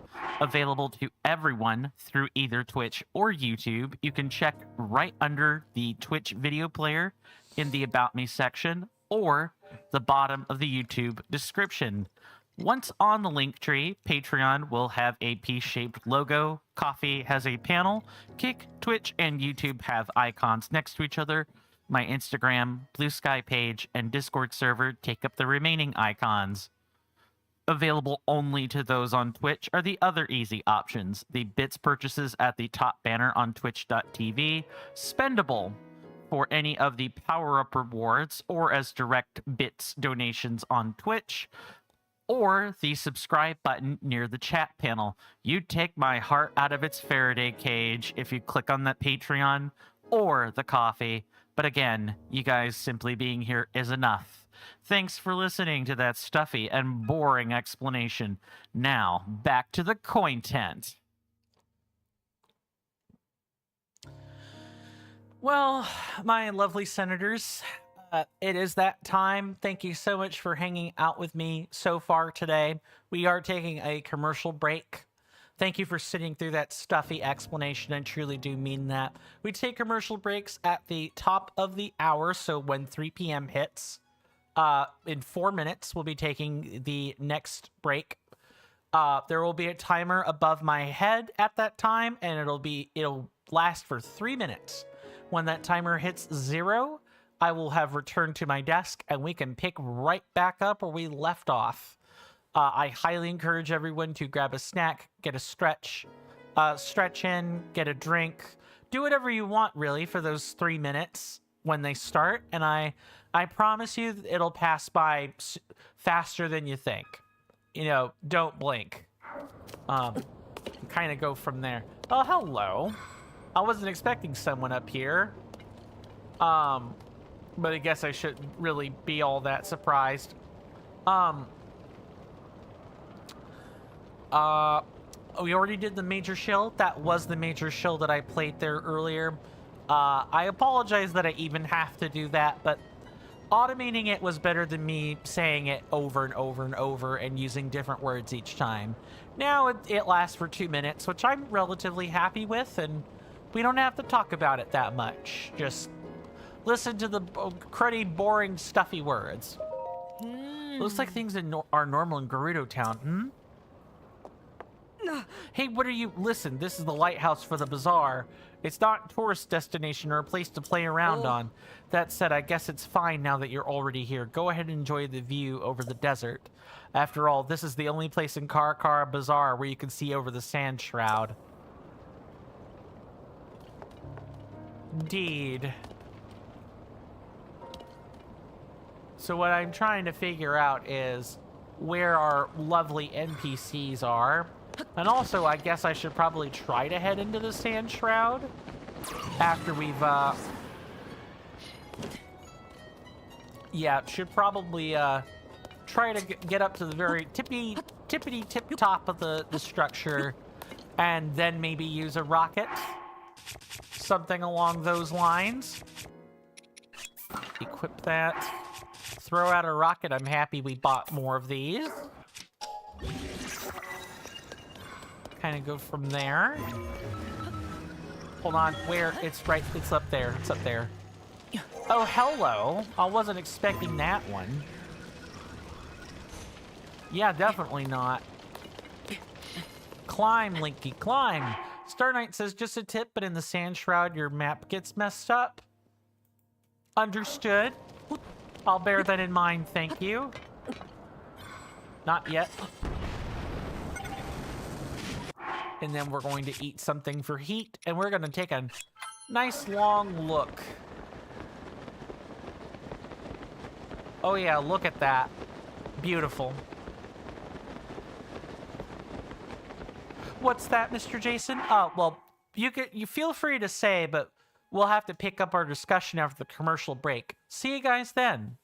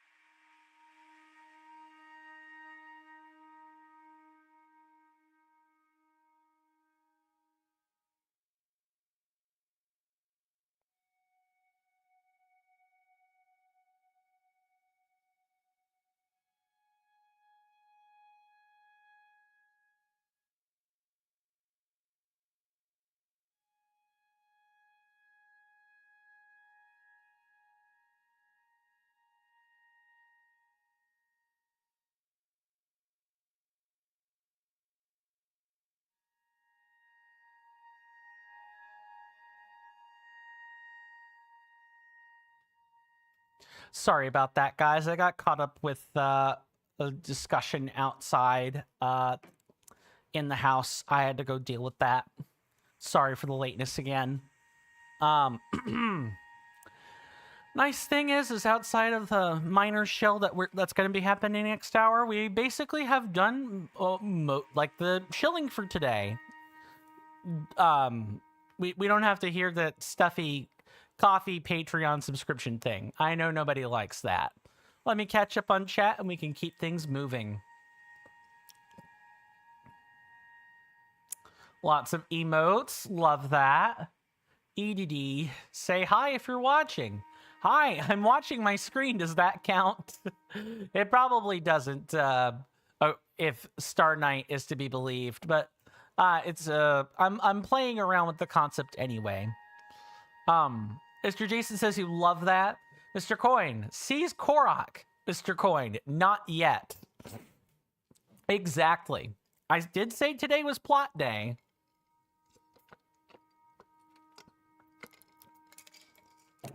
Mr. Jason says, welcome back, Mr. Coin. Thank you, Mr. Jason. Star Knight says it's 12 right now.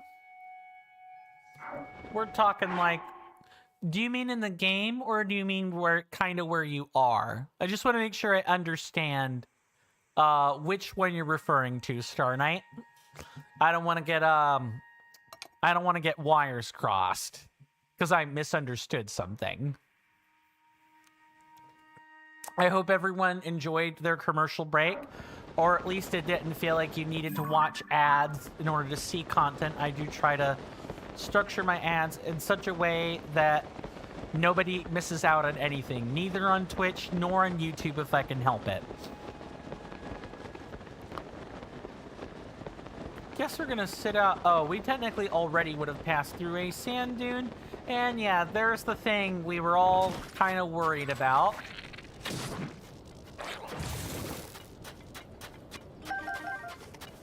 I see. So are we going to meet the caravan out here if we go this way? Mr. Jason said it is time for said joke now, Mr. Coin. Now that you have entered the sand shroud, the plot truly thickens. That it does. We're gonna... let's not use the sand shield. Let's instead use a sled shield. Oh, more Gibdos. Well, if anyone had not seen us kill a Gibdo yet, you're gonna get that chance now. I looked at the photos for the Gibdos. They kind of look like a cross between undead creatures and insect creatures, if that's making any sense. Like, they aren't just like they aren't strictly like undead zombie-like things, which is like really interesting to say the least. The spouts into the ground help you get into the air. Thanks, I appreciate the tip there. Let's go for one of these.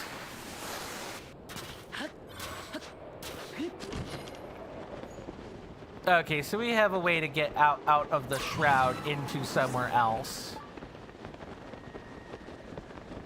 And we should be able to step through the shroud real soon. Okay, so where's this desert caravan we've heard about? Because I think they might direct us where we're supposed to go. I want to try to do things the right way if I can help it. Mr. Jason says, as ever, you're always looking forward to Aelin. Seeing Aelin makes your day, Mr. Coin. I see. What the heck is this? Won't give an inch. I think this is stone, but no matter what I do, I can't put a dent in it. I have a bad feeling about this thing. I don't know why, but I do. There's no getting up that. Can we, like, get up there somehow?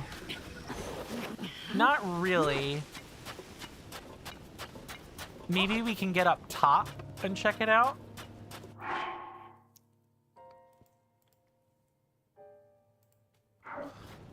Star Knight says you're correct very well.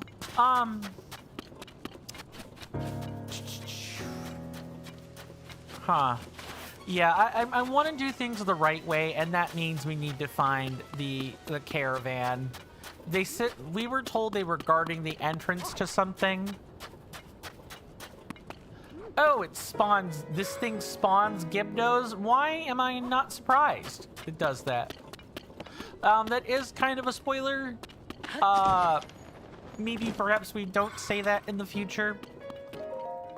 Savak. Savak. Another Hylian, huh? I commend you and those merchants for making it here under these abnormal conditions. But if the area south of Karakara Bazaar is covered by the sand shroud, the area south of Karakara Bazaar is covered by the sand shroud right now, so visibility is extremely low. Then there are eyewitness reports of strange monsters. I won't think any less of you if you call off your trip here.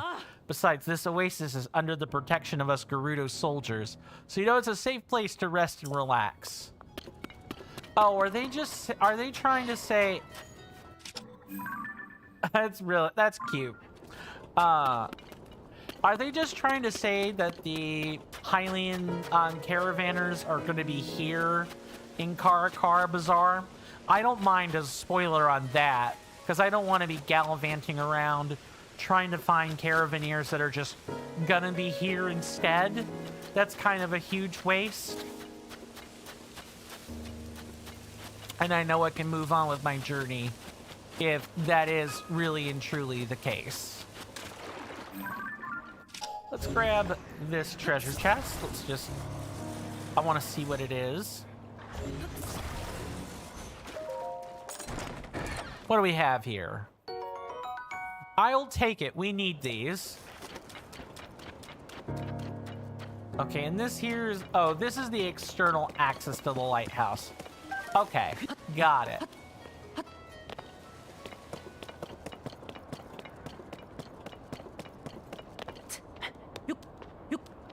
Okay, let's get back up here, and I think I'm gonna try climbing the mushroom thing and kind of go from there. You know, take our next steps. I think it is very possible I'm just expected to grab a sand seal and go back to what I was doing, or like try to navigate the desert that way. We know where the desert are. We know where Gerudo Town is. We just literally need to like mark our map. Kind of go from there.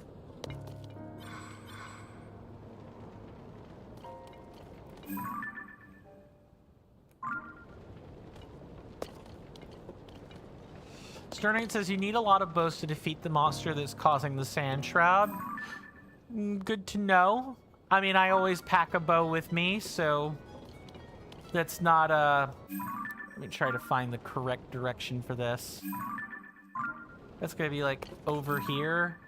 Yeah, because there's the outline of the town right there.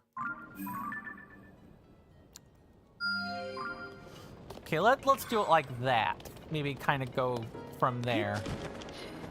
Okay.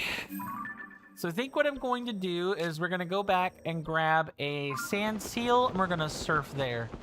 The markers are useless. Oh, let me guess. The sand shroud obscures that, too. What's up, Mr. Jason?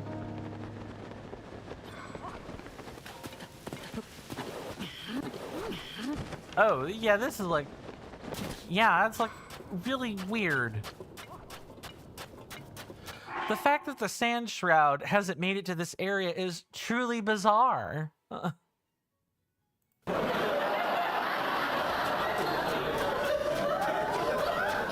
Indeed. It is truly bizarre, isn't it? Ah, like a market stall bizarre. Is that an electric Lizalfos over there? I believe we've taken pictures of that already. Yep, sure have. Let's get back over to Sand Seal territory. Sand Sealy goodness. Star Knight says yes. Fair enough. Oh, hey, at least we have like a relative bearing, and I can kind of just, you know, follow it. Like, I know where Gerudo Town is, generally speaking. Oh, hello. I've not seen you. Excuse me? If you're looking to rent a sand seal, go right ahead. Don't mind me. I'm busy trying to figure out how I'll get back to Gerudo Town. It's a bit hard to see it right now because of the sand shroud covering the desert. Look far in the distance. Do you see that shrine peak?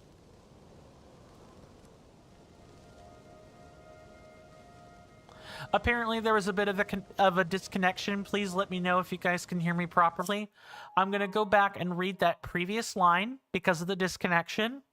Lucky for me too. If that one hadn't shown up, I'd have completely lost sight of town. Star Knight says they can, and so too does Mr. Jason. Good. Then it truly was a momentary glitch. Good. It's really hard to see the inside of the sand shroud, so it might be impossible to reach town even with a sand seal. I was supposed to investigate those ruins too, but trying to travel in the sand shroud was a terrible idea. Maybe I should just stay at Karakara Bazaar and rest, but it'd mean giving up getting back to town, but well, they're gonna do this. Vasak, it's impressive that you're out and about in this heat. Many travelers that set out into the desert. Right, I've read all this. Sand seal surfing. I will rent one. A sleigh seal, please. Yes, we will watch out for the rocks. No worries.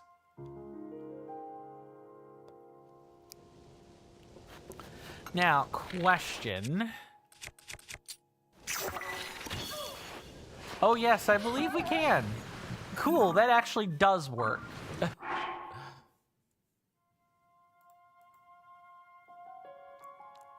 Yes, use a sleigh seal. You can what? And don't forget Mr. Jason's message. Right. The Gleeok might not be honorable or fight fair, but you can respect that you stand there all day looking menacing. They do in fact look menacing, yes. Of course they don't scare me. I've seen scarier creatures.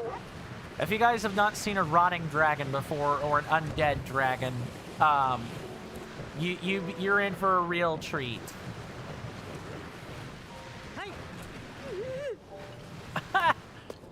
Oh, are these rocks?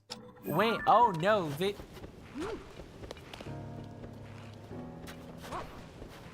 Oh, are they gonna reposition the sled?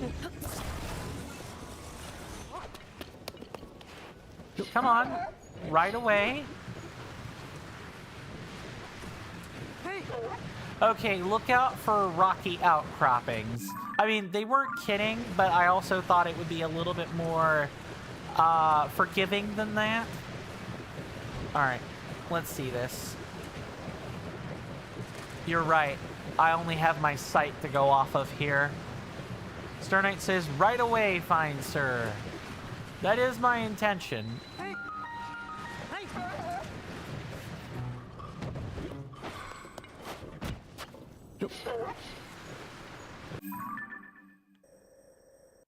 Yep, it truly is messed up. I can't even tell where my general bearings are. Oh, that's what these are. That's exactly what these are. They're meant so you could get your bearings straight. Now I understand. Yeah, we're headed in the right direction. Come on, Sandsealy. We don't have that much left to go. I guess it'd be one of these. Probably good now. Cool.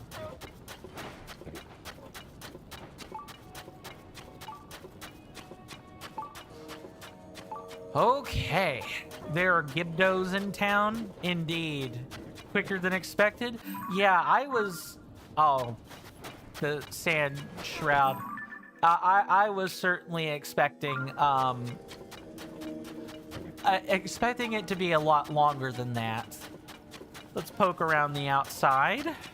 Just double check and make sure there aren't people still out here. I don't think there's gonna be, but I want to be thorough.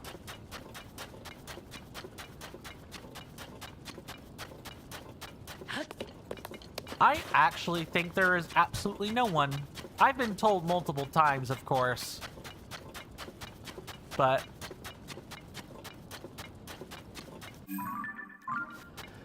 no time... I mean, really all there is to do is to check. I'd rather see it with my own eyes. Alright, well, welcome to the ghost town of Gerudo Town.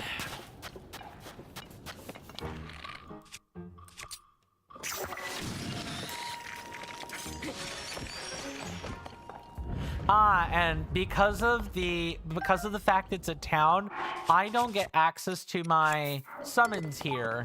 Yep, I have to patrol through this by myself.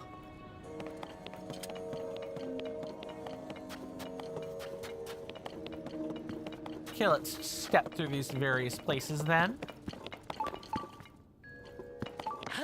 I think our goal is to just get to the center.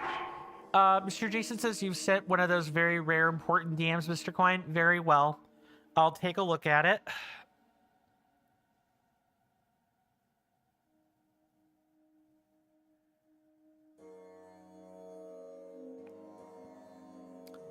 Okay. Acknowledged, Mr. Jason. I'm going to remind people again about spoilers. Please. I understand that people want to be helpful. I got that. But some people really want to see the first time experience. I would appreciate if people kept the tips to like outside of Gerudo Town or Gerudo Canyon, please. I don't want to have to turn more assertive than I already am being at the moment. Just anything else is fine. Gerudo Town, Gerudo Canyon, and like character reveals that are about the only thing I ask not to be spoiled. Please. Oh, and it looks like I need to adjust my headset here. Good.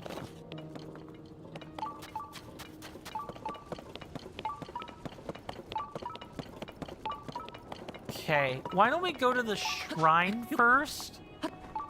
So that we have our bearings, and then I will, we'll kind of explore the town. This might be our only chance to, explore it unfettered, so to speak.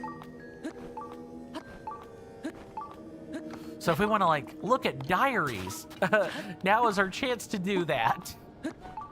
Yes, leave it to the adventurer to, like, take the opportunity to snoop through a ghost town just to read people's private thoughts, eh?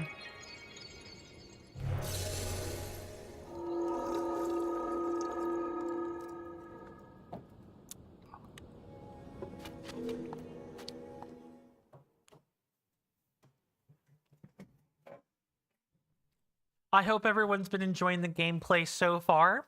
I think my pacing has been relatively reasonable. We're at Gerudo Town 2 hours in. We've already hit the object of the thumbnail today. Mr. Jason says, oh yeah, Mr. Quinn, you're reading on Reddit and somehow every even managed to lose an entire piano. They're hopeless. Wow. How do you... It's like Amazon, you know, misplacing, like, whole truckloads of shipments. It's happened before, but generally speaking, Amazon's pretty good about that stuff. It has happened, though. Even without accounting for, like, vandals robbing the trains or whatever.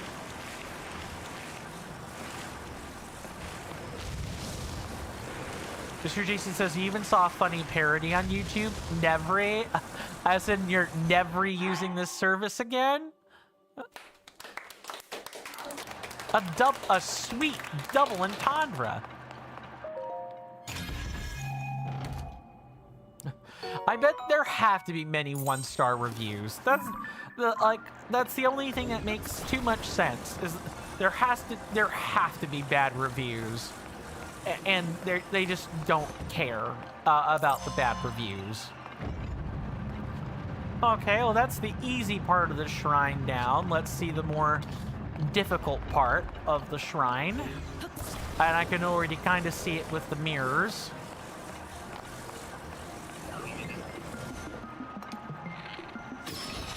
Bye. Wow.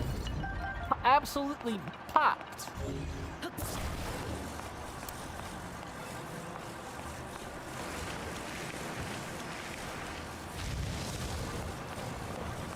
Okay. I'm just like in Skyward Sword. I kind of go through and make sure I can. I've blown away all the dust and sand so I can see properly. Hello. This is probably another treasure chest right here in this room. Wouldn't be surprised. Stop. Mr. Jason says, I think there was a statistic where they lose around 8 million parcels per year, or so you read. Oh, there's no way they lose that many. I could see 1 million, but 8 million? That's like New York. That's like the size of New York City. That's too many parcels. Why the heck can they still deliver to people? Star Knight says, bro, they're so easy to defeat. Oh, absolutely. You just pop them right in the eye, and they're already done.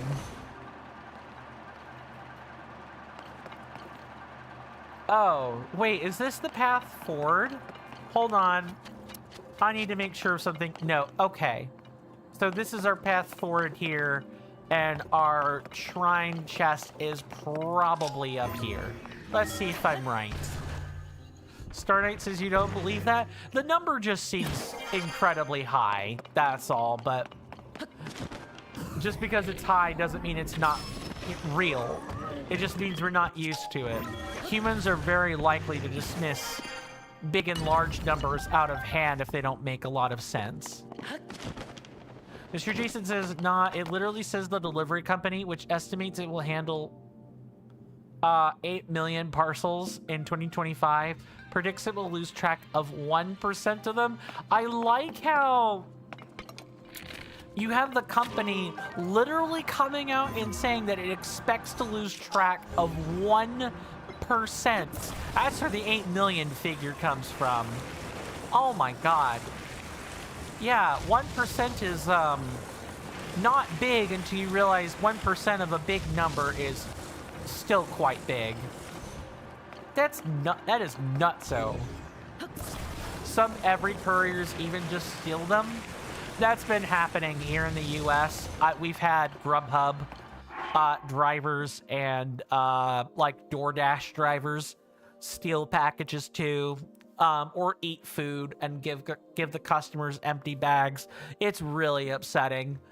Welcome on in, Grey G. Good to see you again. Hopefully you're doing well in both body and mind, and I hope you enjoy your stay. I'm doing just fine, thank you for asking. You've come in at a good time. We're cleaning out a shrine in the middle of Gerudo Town. More or less. Oh, right. We literally just go back through here. Okay. It's, I wonder if there's a way to, like, get this to, like... Oh, this thing is so heavy that it was never going to do that in the first place.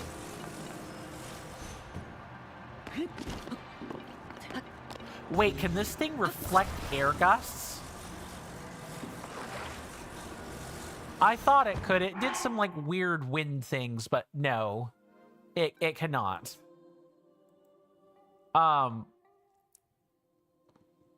Star Knight says this is so fun to watch. You've got popcorn and everything.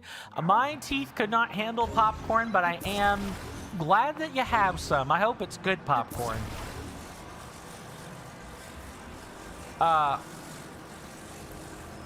Mr. Jason says, oh my, Mr. Coin. Yes, 10 months ago, Every admits to losing 8 million parcels in 2025, and it's only February. So they're on track to lose like 2% now, which is like, what, 16 million? Something like? No, 2%'s got to be way bigger than that. That's got to be way bigger. That is a stupendous amount of packages to lose.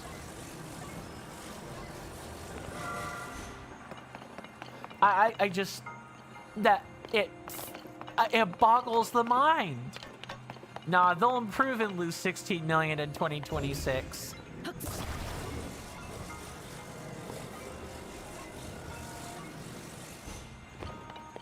Okay, so we literally, I have to think about,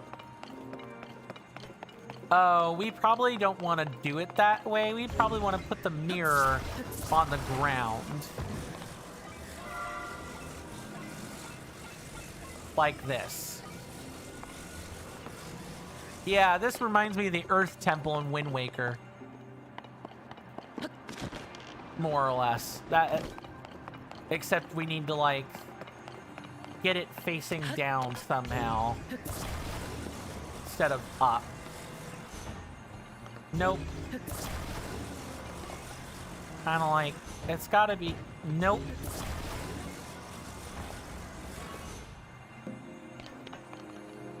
Okay. Oh, it probably just has to be flat on the thing. Yeah. Why is it doing that? It's so weird. I know this is like hurting people's eyes. I'll try to like get it done and over with relatively soon.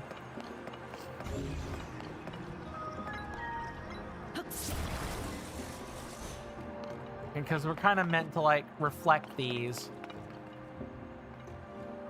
Mr. Jason says, how the UK government hasn't shut them down is beyond me. They're basically admitting that they're bad. Not only are they admitting that they're bad, but they're also just straight up admitting that they're not, I mean, they're probably trying to do something about it, but what the heck? Yeah, they gotta be getting shut down. What is what does this game want here? I can tell that we're supposed to move up. Why give us... Oh, did I knock out sand I wasn't supposed to? That's what this feels like. This feels like I knocked out sand I wasn't supposed to. Like I should have kept some sand. My goodness. Okay. Let me think about what to do here. Then my only recourse is to literally put it up here and like try to like get it into a position where we can reflect it at the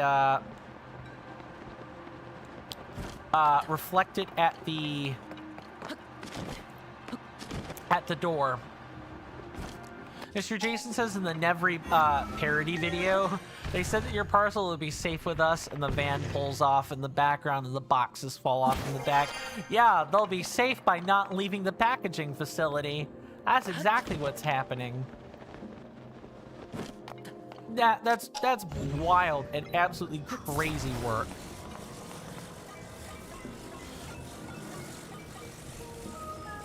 Well, I think the UK has a lot more on their plate currently than you know, every packages, and that's saying something. The UK has an incredible amount on its plate. Okay, we have not found a chest here yet. We cannot leave. We gotta find it. Gotta find that chest first. I get the feeling it would have been back here. Yes, that is exactly what's happening. It was back here.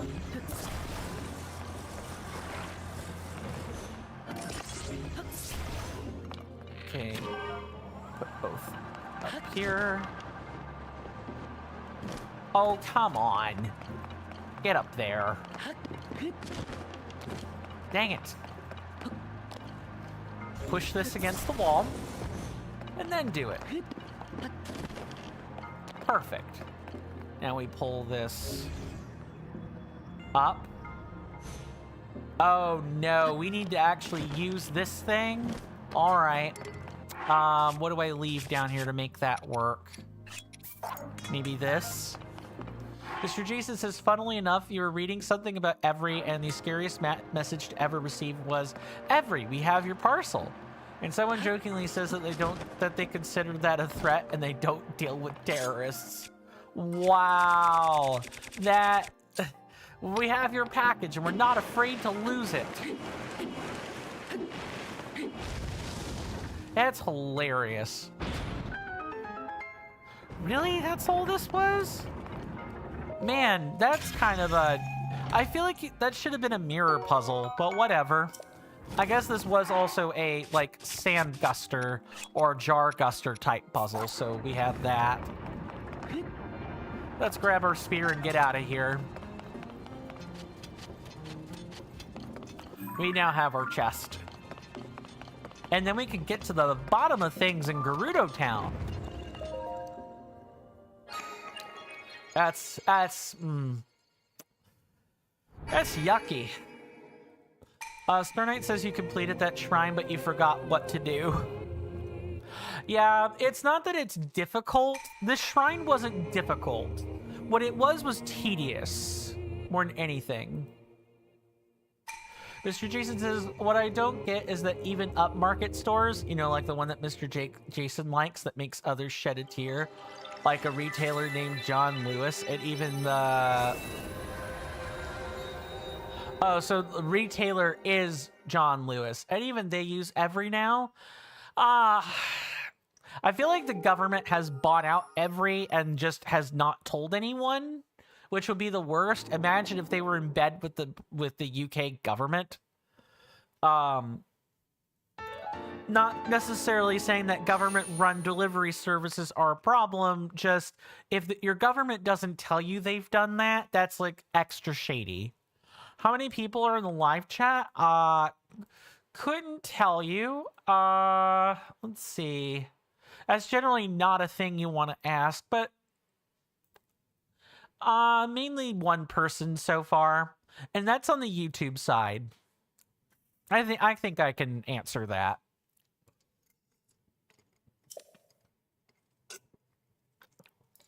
What do you do with the XP? That I do not know.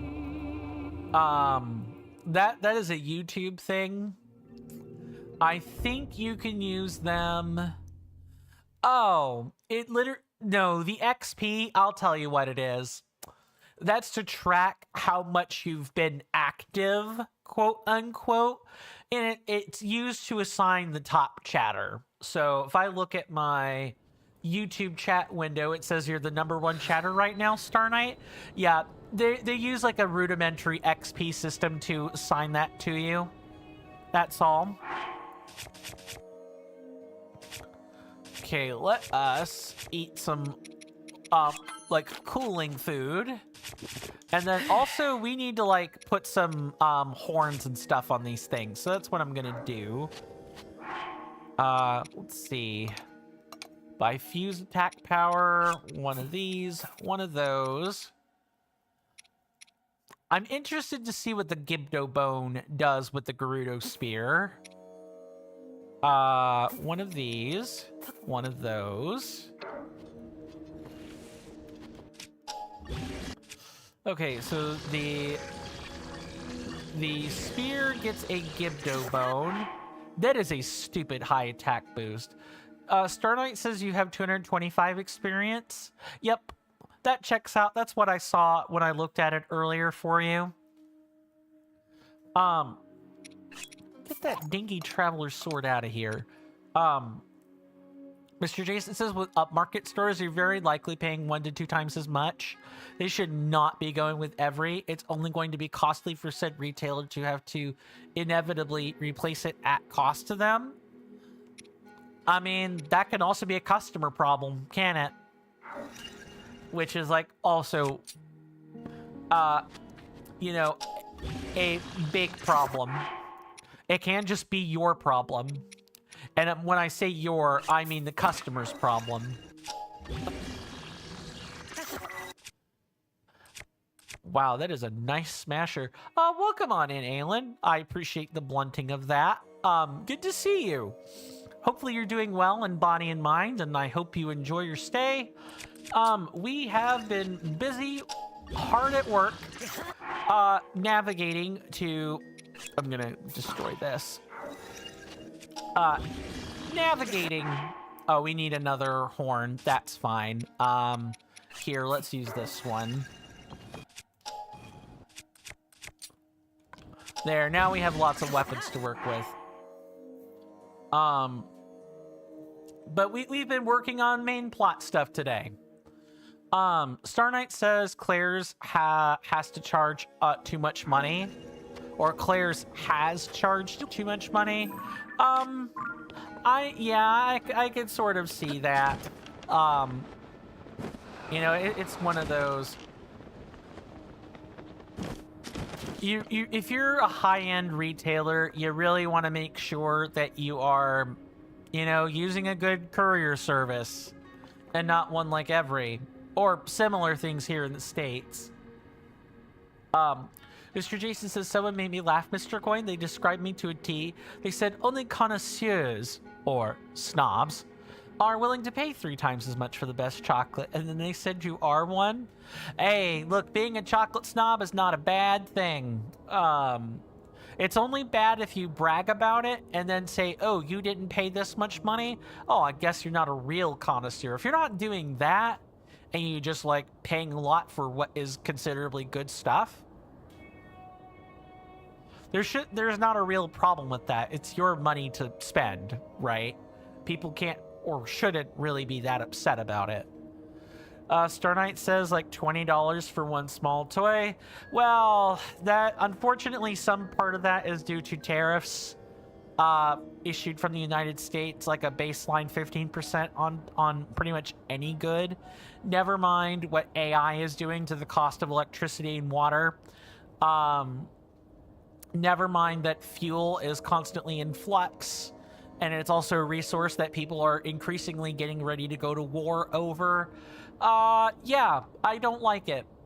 Things are expensive because in part we are making them expensive, and governments around the world refuse to let go of their old methodologies and embrace new methods that go along with the new resource scarcity. No one wants to give up on their consumption, and it's really quite a problem. Mr. Jason says, one of your friends, Mr. Coin, went into a hotel chocolate store, and they said that the staff looked down on them and they seemed snooty. Mr. Jason has never had that experience. Well, it's not good if the staff's doing that. They should be taking money. I think it could be a problem when, you know, people get hyped up over the prestige of the thing and use it to gatekeep. I think that's a problem. But that said, I am glad that's not a problem you've experienced because you pay the prices, right? So of course they see you as a repeat, like a valued repeat customer. It's mainly, I think that expression is either due to the snootiness or the elitism and or you know, if they're not a paying customer, maybe they tend to just look down on people like that. Mr. Jason says, and do you know what Mr. Jason said as you support this friend? Nope, I am very much not familiar. Go right ahead and tell that story, good sir. This is Riju's diary. First page. I received an unsettling report from Bellaria today.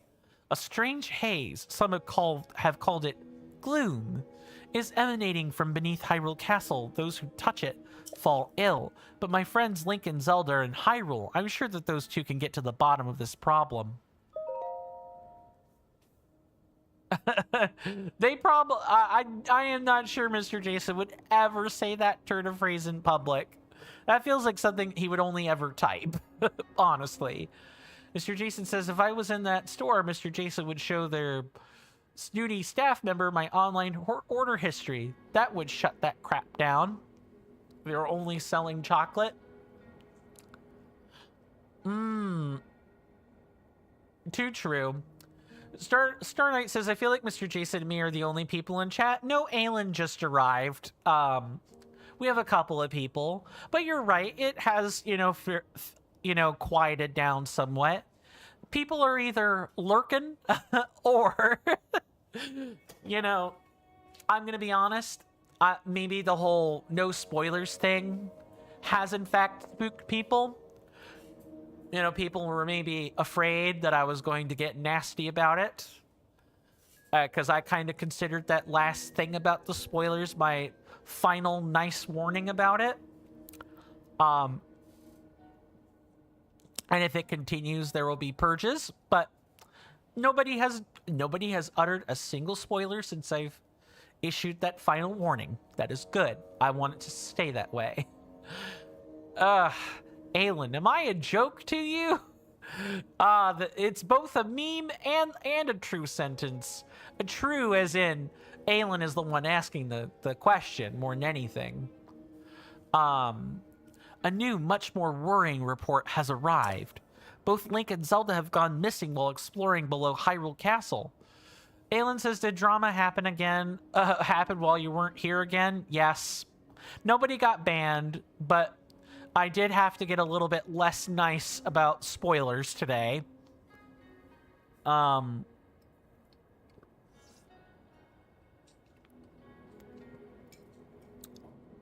Which is fine. I mean, as a content creator, you know, as a streamer, there are lots of things we have to repeat or say over and over. And no spoilers, no backseating is like usually two of those things. I don't mind an occasional backseat or even somewhat backseating. You know, just don't yell at me. The real thing is like no spoilers. And I have the right to refuse what people backseat me on. More than anything.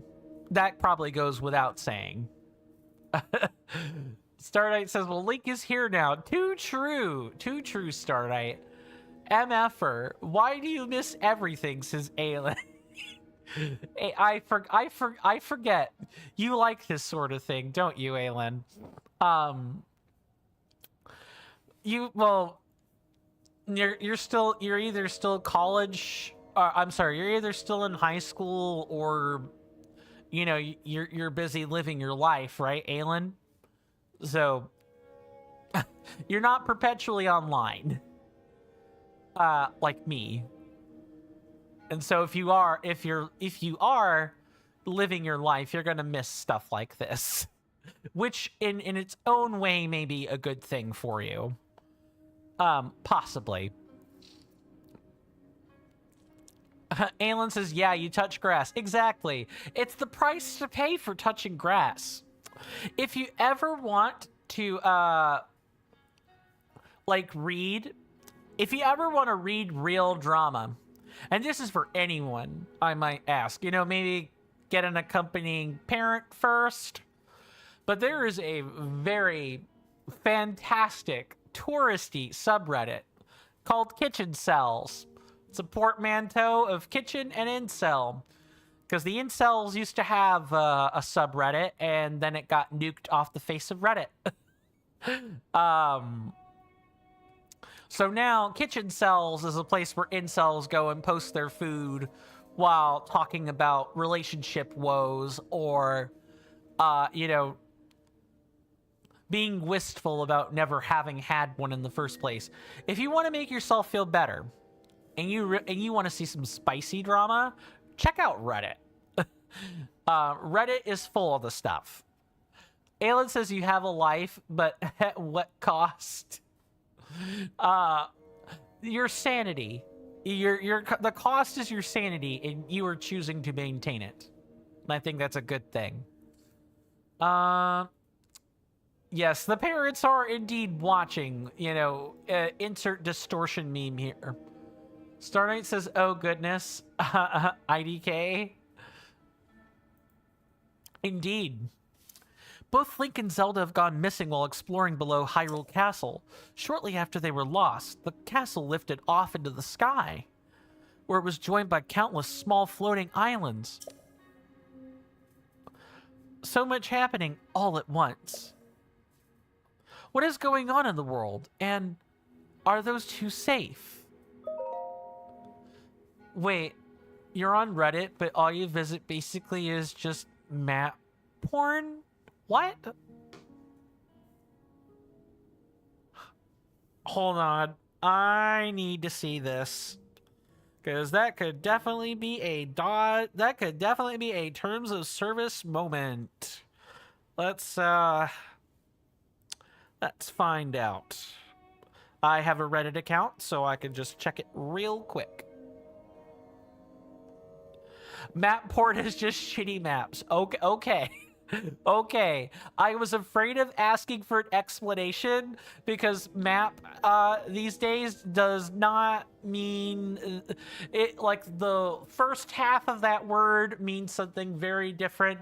Although I guess it's usually an acronym when people want to talk about it that way. So there we go. Phew. Or very interesting maps. It's a 50-50 chance. I mean, gambling on Reddit is not bad. Let it fly, let it fly. I want to see these plushies fly. I don't know about anyone else. Things grow more and more dire across Hyrule, and now the dangers come here as well. A sand shroud, the worst sandstorm in recent memory, has covered the area. People are taking shelter underground. We traveled out to see if we could discern the cause of it, but we were ambushed by new monsters called Gyptos. To make matters worse, I wasn't able to accurately hit them with the lightning I can call down. We're inundated with those seeking safety from the Sand Shroud or the Gyptos, and we still don't know what has caused this. As the chief of Gerudo Town, I am to blame for these failures. The fortifications protecting the shelter are strong. There's no way the monsters will be able to break through. We're also lucky to have a good source of water in the shelter, but we must watch for invaders trying to use the waterways. And as a precaution, we should cover the hole behind the throne. Sitting here feeling sorry for myself won't solve anything. I'm going to leave Buliara in charge of the shelter and go train. The ruins to the north aren't too far. They should be the perfect place for me to practice with my lightning. Despite my worries for my people and for the world, I must do what I can. I know that's what Zelda would advise me to do. Oh, Lady Urbosa, if only you were here with us. Watch over us all in these dark times and keep Zelda and Link safe. Weren't there like 2 diaries in here? I could have swore I saw a second one. I guess not. Okay, that's fine. Mr. Jason says he won't discuss it in the stream, Mr. Coin, but the UK has some pretty funny but rude street names. I'll bet. The British, as you tuned me into that pronunciation, do love their controversial street names. Star Knight says, I remember Lady Urbosa. Me too. Rest in peace, our dear lady. Rest in peace to Lady Urbosa. Her spirit has moved on from this world. My only wish is that it couldn't have been quite so soon. R.I.P. Yep. I actually think that bot message is helping a lot. I really have to thank you again for the suggestion, Mr. Jason. This message has helped warn people a lot more about the incoming advertisements that I have to like put into the video or put into the stream.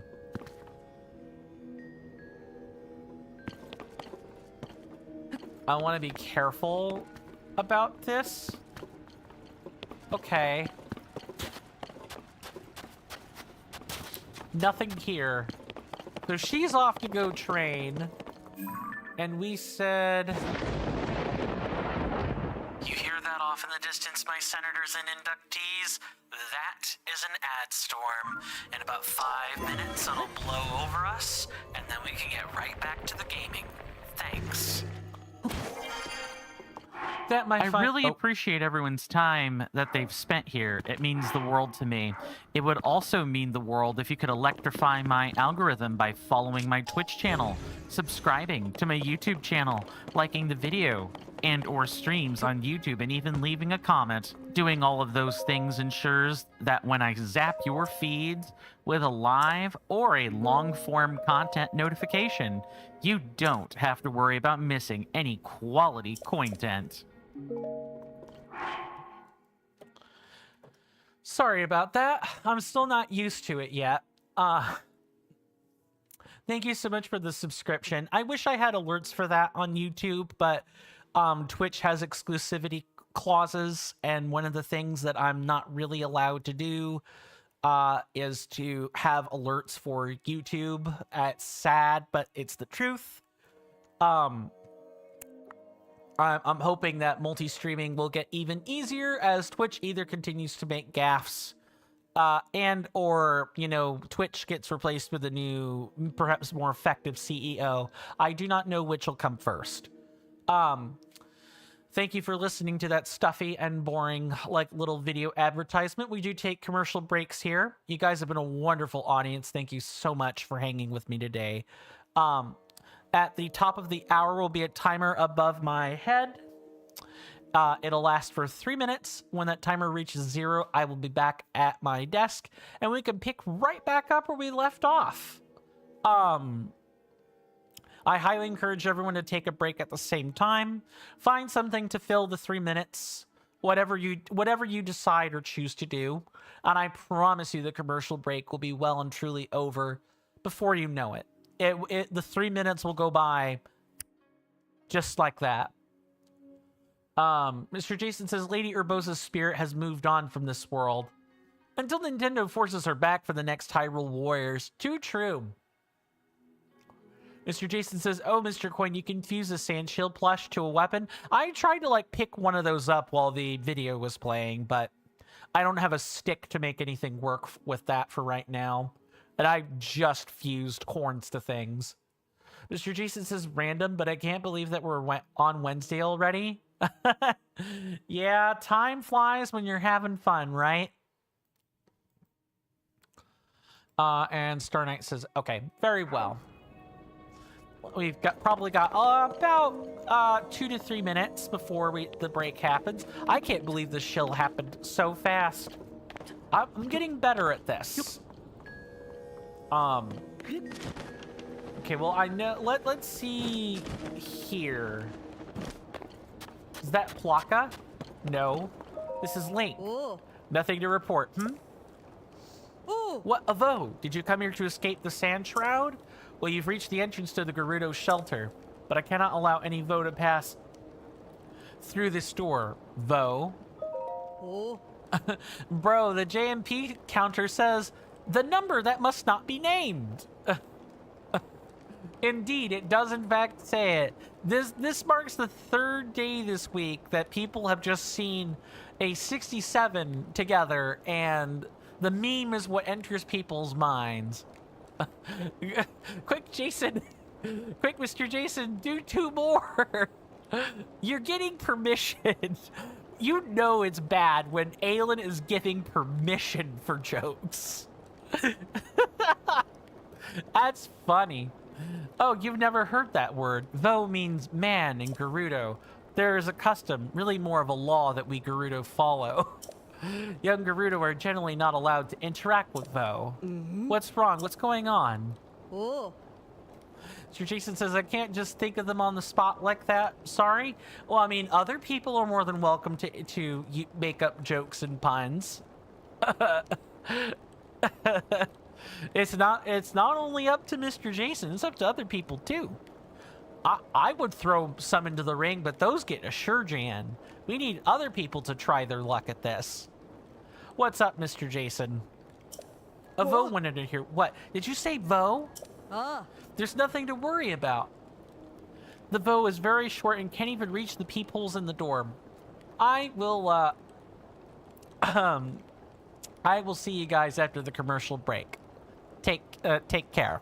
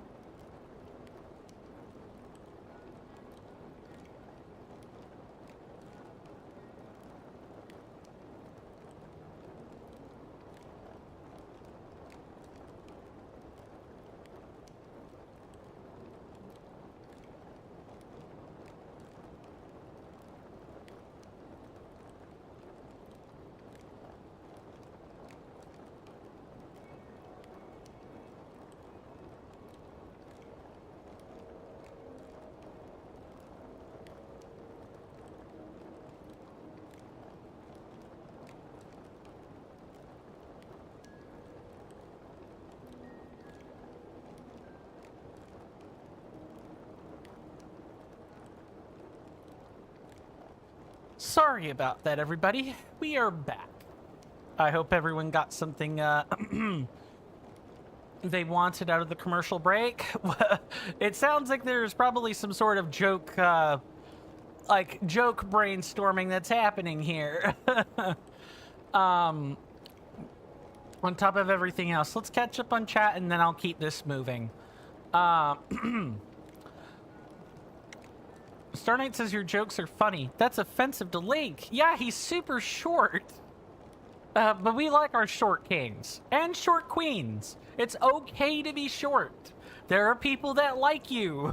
There are people that are into others that are short. It's a beautiful thing. Star Knight says it's kind of funny how she says it like that and think how offensive it is to Link. Ah, same thing said twice. Got it. Let's go back.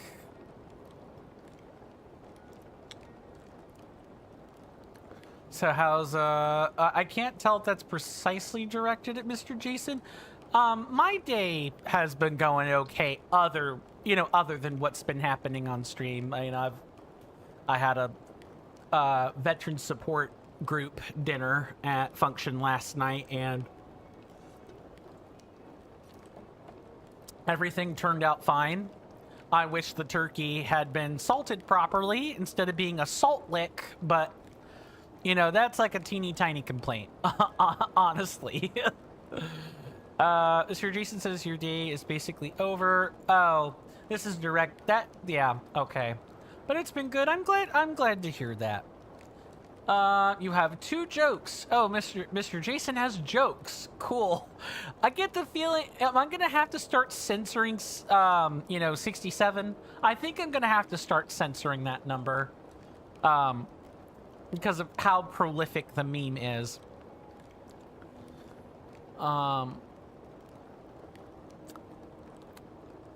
Okay, and then something about it's 1 p.m. to you? Yeah, that sounds like a West Coast kind of thing. Mr. Jason says the way the Gerudo is speaking is quite short-sighted.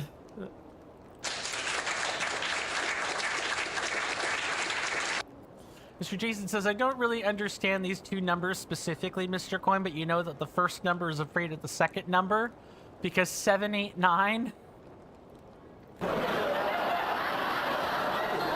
There, we are off the forbidden number. We are off the forbidden number and we are on the nice number. How's that? Alan says, yeah, the thing with turkey is it can be as dry as the Sahara. This turkey was not dry at all. Like we had people do the catering for that event yesterday. I don't know if the cook was asleep at the wheel, maybe was trying to do too many things at once. But there were so many little nitpicks. We had turkey and ham. The turkey was oversalted. Like salt mine, salt lick salt. The stuffing was almost as bad. The ham was honey or maple cured, but unsalted. The macaroni and cheese casserole crust was a bit too crispy. The green beans were about the only serviceable thing there. And then there were a bunch of hors d'oeuvres, finger food, and desserts. The desserts were fine. Red velvet cake and like key lime cake with cream cheese frosting. Good stuff. For whatever reason, someone thought it would be cool to include a spiced tamarind in the hors d'oeuvres. And spiced tamarind is really hot, really spicy. Your mouth is begging for relief because of how intense it is. Alan says, okay, let's stop with the jokes forever now. Okay? The jokes can continue at some point, but I do get what you mean. Well, I do have... yes, I'm a wimp, but I'm a wimp because I have tongue fissures. So, like, spicy things get in my tongue. Slightly. They're not, like, complete all the way through fissures or anything. My tongue isn't rotting, but I can, like, I'm not gonna do it, but I could, like, find a fissure and know about how deep it is. Not great. Yeah, stuff gets in there, I'm in tears. It's bad. Never mind Tabasco or sriracha or like a chili pepper. That stuff gets in there. I'm probably in bed, passed out, or in tears. Take your pick. Mr. Jason says, no, Mr. Coin. We're off the forbidden number. We're on the nice number. Sorry, I had to make the reference. If you know, you know. That's not a real joke, though. I could tell that was supposed to be a statement, so. Bell peppers are fine. You know, just don't get the capsaicin seeds stuck in there. Then there's a little bit of reaction. Bell peppers have a Scoville score of 0. That doesn't mean they're not spicy. It just means they're so low on that scale that the only way you would obtain any spiciness is by doing something else to them. And in the case of bell peppers, you need to eat the seeds to feel anything. Star Knight says, the mouth. Yeah, I know, not that. It's kind of awful. I shouldn't have even described it, but it's whatever. Star Knight says you have 300 experience now. Nice. Oh, Mr. Jason says, oh, Mr. Coin, did I tell you that you recently ordered a Korok plush? You did not, in fact, tell me that. That is news to me. Do tell. I'm interested, ever so slightly. And while that's going on, I'm gonna finish through this dialogue. There's nothing to worry about. The Vo is very short and can't even reach the peepholes in the door. He's out of sight, and even on his tiptoes, he won't be able to see in. Normally, Vo aren't even allowed to set foot within the walls of Gerudo Town, but this is a unique situation. Oh. So long as you keep out of the shelter, I'll overlook your presence in town. If you're looking for some place to get out of the sand shroud, you can rest in one of the houses on the surface. I like how I, like, walked into her. Wah! Oh, I bet I could do this. Examine. I hope the water's current carries my letters far and wide. May they find the Vo I am destined to fall for. Hank, when you want to know how to get in? I'd like to figure it out first. But if I don't get it, I'd say within the next 30-ish minutes, then I'll ask for a hint. Mr. Jason says, the My Nintendo Store UK has 6 individual Koroks, Mr. Coin. Oh, are they do they have the different, leaf masks? Star Knight says, get in through the other way, dude. I'm going to. But I wanted to show us this first. Hey, this isn't a place for junk. Don't you even think about throwing trash in. These waters are connected to the wells on the surface. They are absolutely not a garbage dump. Rude, I am not throwing trash away. These are letters to the Vo of my dreams. They are very, very important. Actually, I'm glad we did this. I thought we were going to get yanked off the bottom, but we need to go find a well, is what's happening. A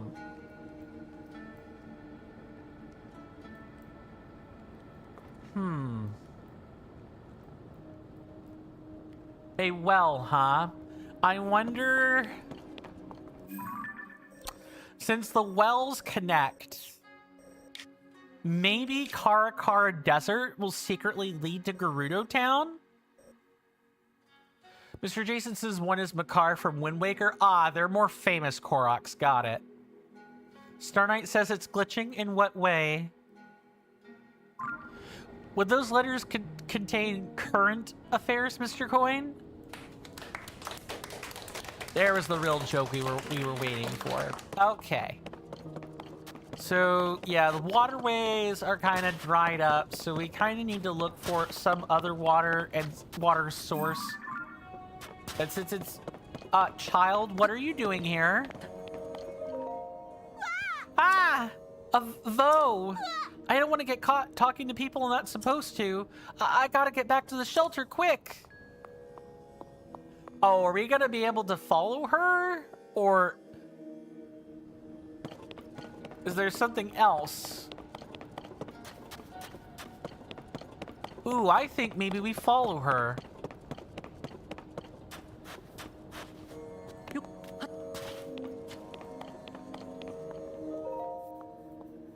Whoa!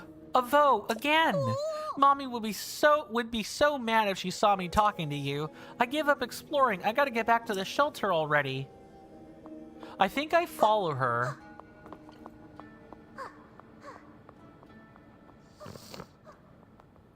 Not sure why I'm stuffy today. There we go. 1, 2, yep. Let's see. Let's see if I'm right.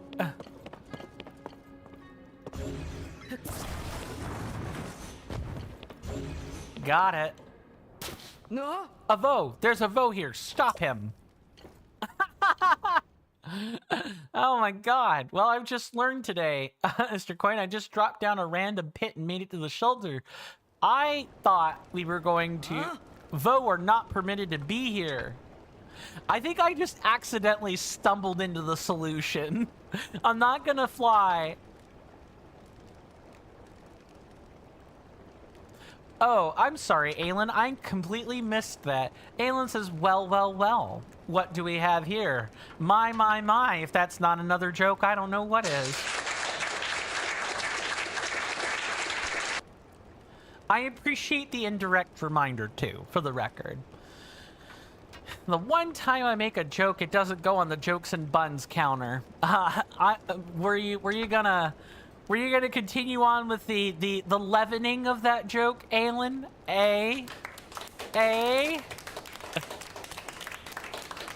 That applause encounter was for you, not me. Sure, Jan. I get the sure, Jan. You must leave at once. Oh. Hold on. Oh, well, hello there. Effing talk to text. It's been some time, swordsman. It's all right. This one has the chief's permission to enter, and he is welcome to visit any of the shops and businesses. Spread the word. Let everyone know this is the case. Oh. For you to come all this way and during the strange storm that plagues us, you must have some important news to share. I sure do. The Princess of Hyrule is still missing? We had heard of the events at Hyrule Castle, but things are dire indeed. Still, swordsman, I mean Link, I am impressed that you made it here through the storm that surrounds Gerudo Town. The sand shroud settled on us some time ago. We set out patrols to try to determine what was causing it, but a swarm of monsters, creatures called Gibdos, suddenly appeared, attacked our troops, and forced us to retreat. The Gibdos have even made their way into the town. As a result, everyone was evacuated to this shelter for their safety. As someone charged with protecting Gerudo Town, I am ashamed at our current situation. This is all to say that, although I wish I could help you for the princess, now is not a good time. Sorry. I'm sorry. Lady Riju is currently training. She's trying to become strong enough to save us from this disaster. If you're hoping to speak with Lady Riju, you should visit the ruins to the north. Riju of Gerudo Town. Gerudo Town has been beset by an ominous sand shroud, forcing the people there to retreat to an underground shelter. Chief Riju, however, was nowhere to be seen. I hope I'm getting her name right. Fortunately, Buliara had informed you that the Gerudo leader had gone to the North Gerudo ruins to train. Where could she be? Where did the owner... Huh? Oh, you're the chief's guest. So this is a Vo. His ears look to be about and the circumference of his head and neck. Interesting. Oh, I'm sorry. You're the first Vo I've ever seen. I've got a little carried away figuring out your measurements. My God, woman. Profiling? Hello. If this Gerudo could talk, she'd be saying... Spill it, boy. Exactly. That's what she'd be saying. Mr. Jason says you need to help Lady Riju, Mr. Coin. Her skills are currently shocking.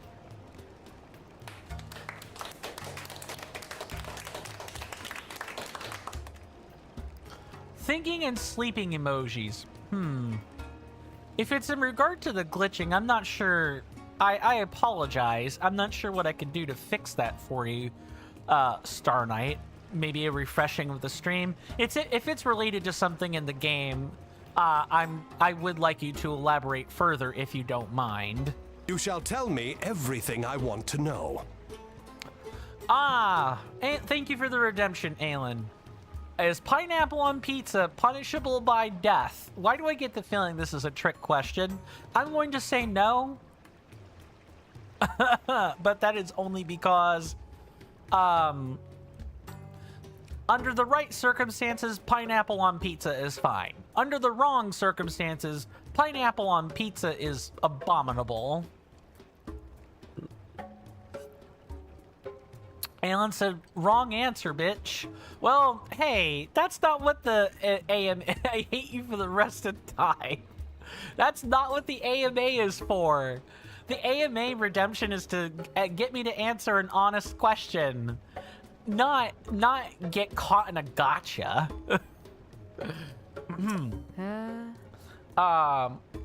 Star Knight says, by God, how rude are they? The Gerudo just haven't seen a Vo in 5 years. It's okay.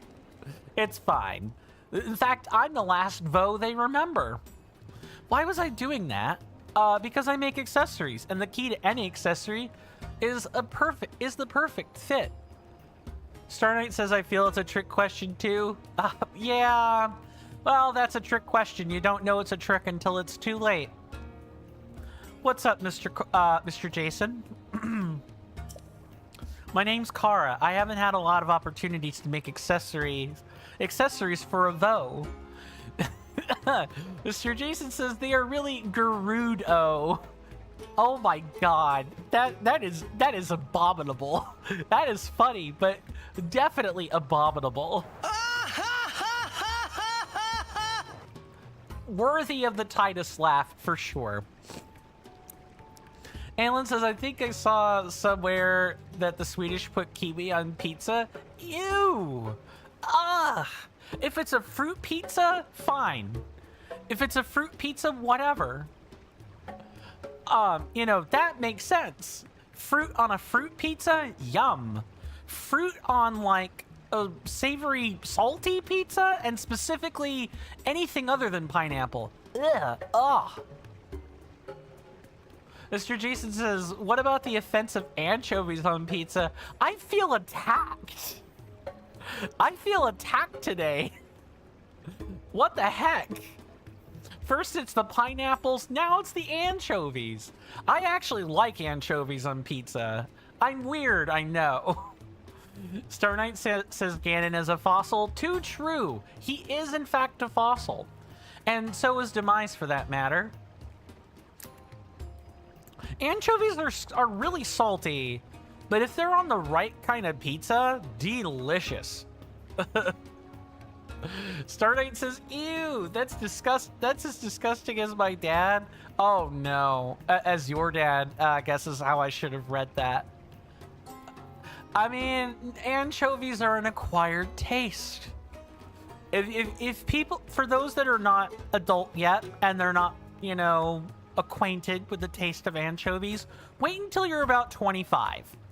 25 is about when you find out how quote unquote agreeable you are to anchovies. I was a strange kid though. I liked anchovies right from the outset, right on pizza. Same with blue cheese crumbles too. Blue cheese crumbles, super delicious. So if you give me the chance, I'll put everything I've got into making some really great ones for you. If this shop's owner were here, she probably could have made you all sorts of things. But she went out to look for potential adornments and hasn't come back since. She was in such high spirits too, gushing all about the treasures she'd find around the Taruma dunes.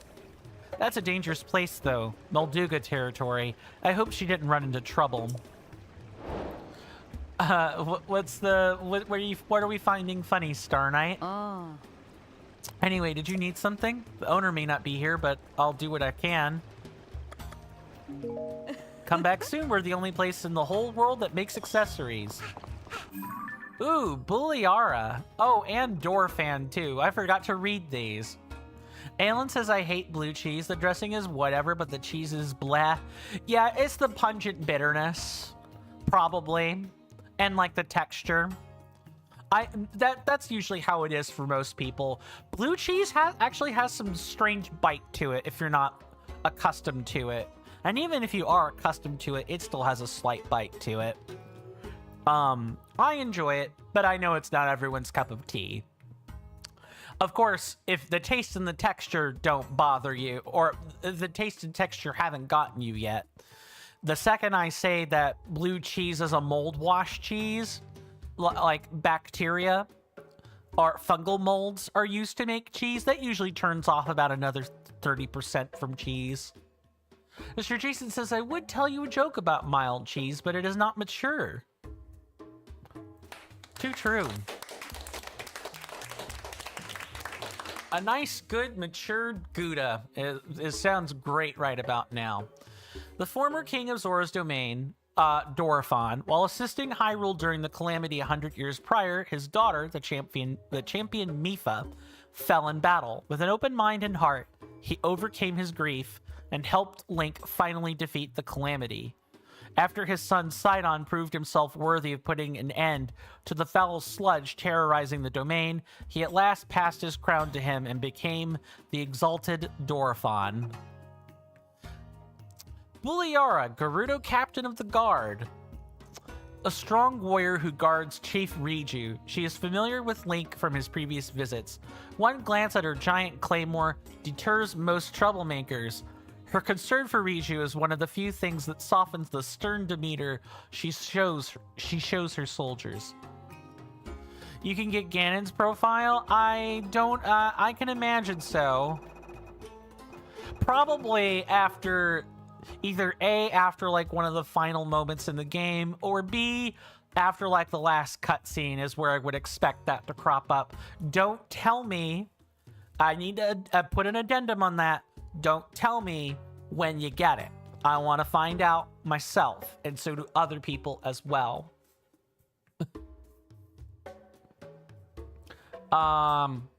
Yeah. The joke counter has moved at a reasonable pace. It is not moved, I would say, more than about 10 today. And that's perfectly fine. Alright, well, I'm gonna buy this jewelry, a headpiece made with Gerudo craft workers. It's set with a ruby, a gem that harnesses the power of fire to make cold climates more bearable. Yes, please. We need this for 100% anyway. Sark, I personally guarantee that this accessory will fit you perfectly. Oh. An intricate headpiece crafted with Gerudo goldsmith techniques. It's set with a sapphire, a gem that harnesses the power of ice to make hot climates more tolerable. Mr. Jason says, BRB, Mr. Coin, you're going to get a cup of tea before it gets too late. Understood, Mr. Jason. Enjoy your hot cup of tea, whether or not you get to bring it back. I'm pretty proud of the quality on that. Make sure you put it to good use. One of the items sold by the Gerudo jeweler. These earrings are made with amber, a gem that harnesses the power of the land to increase defense when worn. Sark. Very well. It's a Vo. Hey, so you're a special Vo, aren't you?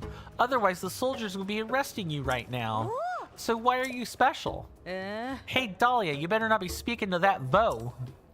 Didn't miss a shy teach you the first rule about Vo? For young Vi, speaking with a Vo will only invite misfortune.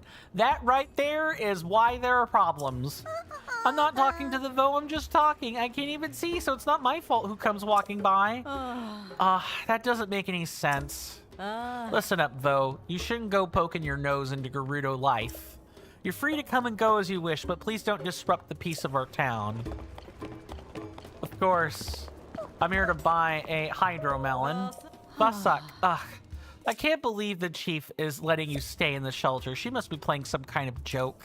You just worry about what fruit you're gonna buy and don't even think about distracting my daughter from her studies. That'll be 16 rupees. Is that okay? Sarkso. Really? Just one of them? What? What do you want? I'm busy right now, okay? I need to make sure the Vo of my dreams hears of my feelings for him.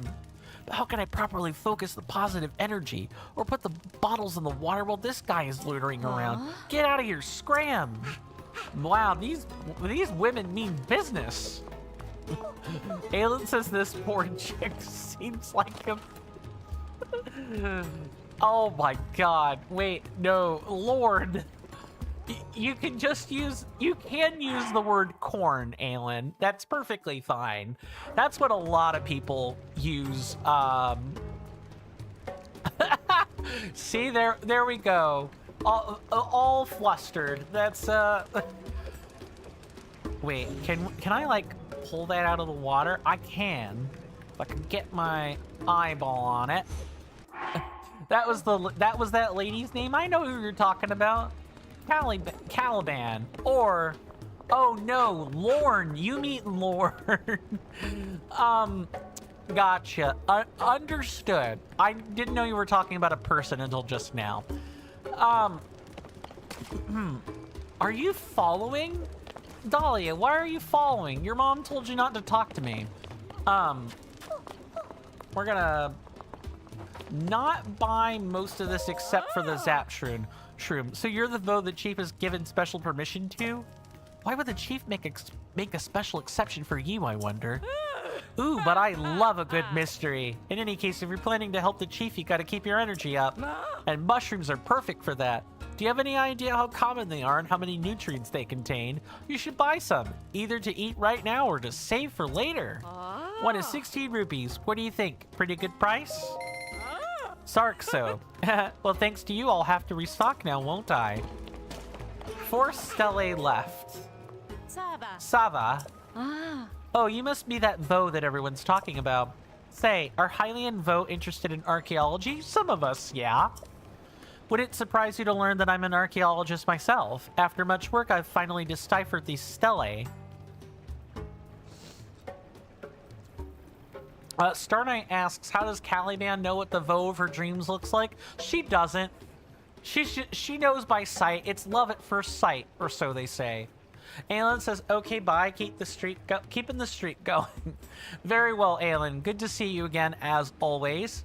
I do hope to see you sooner rather than later. Do rest well and be well, good sir and lovely senator. But if I don't see you for whatever reason, do stay safe and take care of yourself out there. And with that, we're going to continue talking to these very totally not rude at all Gerudo women. Sorry, that was a bit forced. Sure, Jan. Do you want to hear what's written on them? You do, don't you? Sure. If you insist. I like it when people are passionate. First up, the Stella over there. Over here on the left, it says, the 7 heroine to protect the Gerudo. Their secret will be expressed on 6 stellae. And as for the Stella over there on the right, it says, the 7 heroine to protect the Gerudo, and 8th channels and guides the powers of the 7. I doubt you know this being a Hylian Vo, but we Gerudo have believed in the heroines for a long, long time. Ancestor worship, that makes sense. They are said to have protected and guided our people in times past. Unfortunately, I have found little in the way of documentation about the heroines themselves. There are many debates and disagreements surrounding these enigmatic figures. Some argue for revering all 7 as a collective, and others for worshipping each one as an individual. Certain rabble-rousing contrarians even claim that there were not 7 but 1, or 8. If there's one thing scholars love, it is arguing with each other. But these stelae definitely support the theory of 8. An incredible discovery, isn't it? I could stop here and rightly say that I changed the face of archaeology, but you need to publish a book first, and then have that book rejected by a dean of a different institution, who will then pay you to have their name put on the book, republished, and then it's acceptable. Only after completely muddying your original theory with their new crackpot theory that doesn't work, such as how academia goes sometimes. I totally don't know from personal experience, or, hearing people talk about it. But if I found the other 4 stelae, who knows what else I might learn about the heroines. I wonder too about this orb that I found while searching for the stelae. Is it connected somehow? If I gave a presentation on all this, I'd be the star of the Archaeology Society. Mr. Jason says, I'm not going yet, but I'm feeling incredibly tired. If it's late, don't force yourself to stay, Mr. Jason. I'm more than fine if you leave. But as you know, as soon as I lay down on my pillow, I'm going to have a burst of energy. That is usually how it goes with you, isn't it, good sir? But I've not been able to find any stelae besides these 2. And since there's nothing like them on the surface, the others must be underground somewhere. How I wish I could see the text inscribed on these stelae. Even just a picture would serve my purposes. Vasak. I sell arrows and choo-choo jelly. What do you think? A pretty sensible combination, right? How many do you want? All of them. There's 2, so 70 rupees. Sarkso. You're a real Vo, right? Indeed. Really? Are you telling the truth? I learned in the class that all Vo like to lie, though. Hey, Kalani, you better not be talking to that Vo. Why don't you follow Makur's example? Be more like your sister. It's fine. I haven't made eye contact, so it's all fine. Of all the things you could have learned to do at your age, why is arguing the one you've taken such a liking to? Let's talk to all the children. Mr. Jason says if you get tired in the day, you sleep super easily. But sleeping at the correct time of day? Absolutely not. All you need to do... Here's my advice. Take it or leave it, Mr. Jason. Do whatever you want to with it, good sir. But if you want to sleep at the appropriate time, you can, number 1, go out for a slight jog before bed. Or get on a treadmill or something. Just run for like 10 minutes. 5-10 minutes. See if that burns up excess energy. I used to do that when I was younger, and that helped me get to sleep real quick. Number 2, you can always try a warm shower or bath. I sometimes run these now that I'm a bit older, and that helps me, get to sleep if I'm having issues. Maybe I'm itchy or I'm feeling kind of icky. Boom. Bath, it instantly does the trick. I go right to sleep. Number 3. You could try melatonin. I don't know what kind of medicines you take, and it's not my business to know. I'm sure everything that you do or don't take is all finely curated. But if you're having sleep issues and you're capable of getting some melatonin prescribed to you, maybe try that. I hear that's like an excellent sleep aid. You could also try hot chamomile tea and see if that does the trick too. If you don't want to get like a prescription med or something. Or even over the counter. A lot of sleep aids here in the States are over the counter. At least a couple of them are. A Vo! Little Gerudo aren't supposed to talk to Vo. And I'm a little Gerudo, so that means I have to stop talking to you now. Hey, my granddaughter still has a lot to learn before she can talk to a Vo. If you need something, just come talk to me instead, okay? You're not teaching your children the right way to speak with people. You're sheltering them. Sava. I guess it's true. I'd heard the guards talking about it, but I still didn't believe a Vo was actually here. I'm impressed. You made it all the way here. Through the sand shroud. Oh, did you rent a sand seal to get here? I did. Sarkso. In that case, you must have stopped at the shop my mom runs near the entrance to the desert. My mom and I are in the business of training sand seals and renting them out to folks. The sand shroud has made it far too dangerous to go above ground right now. So my shop is temporarily closed, but if you got questions about sand seals, I'd be happy to answer them. Very well. As long as the sand shroud is around, we can't rent out any sand seals. At this rate, my job might evaporate. Maybe I should start looking to becoming an attendant to Lady Riju's beloved sand seal, Patricia. Right now, Pata is looking after Patricia, but she's a soldier too, so I wouldn't be shocked if she had to help with all the strange monsters. If I'm serious about changing jobs, maybe this is my chance. It is time for a fan. Gonna crank this up.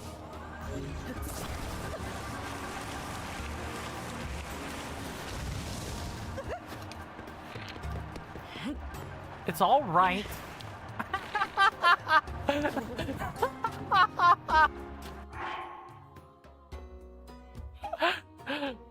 Oh my god, that was hilarious. Oh. Mr. Jason says you're a fan of that Zonai device, I see. I think it's a fan of itself. Mr. Jason says, yes, you love when they do that as well. And when where is it blowing? Let's blow it over there. Okay. That was hilarious. Oh, hey, we got the 50 rupees we paid out for a sand seal. At least one of them. What about down here? I hope the chief is okay. Maybe I should go after her, but I'm just the attendant to Patricia. I would be acting against her wishes too. If I were to go, though, I could just go through here. It comes out of the northern ruins, and that's where the chief was headed. Patricia? Ah, my apologies. Patricia's the chief's beloved sand seal. You've heard of sand seals, right? They're desert creatures that can navigate the dunes with amazing ease. And Patricia's a very special one. She seemingly has the power of an oracle.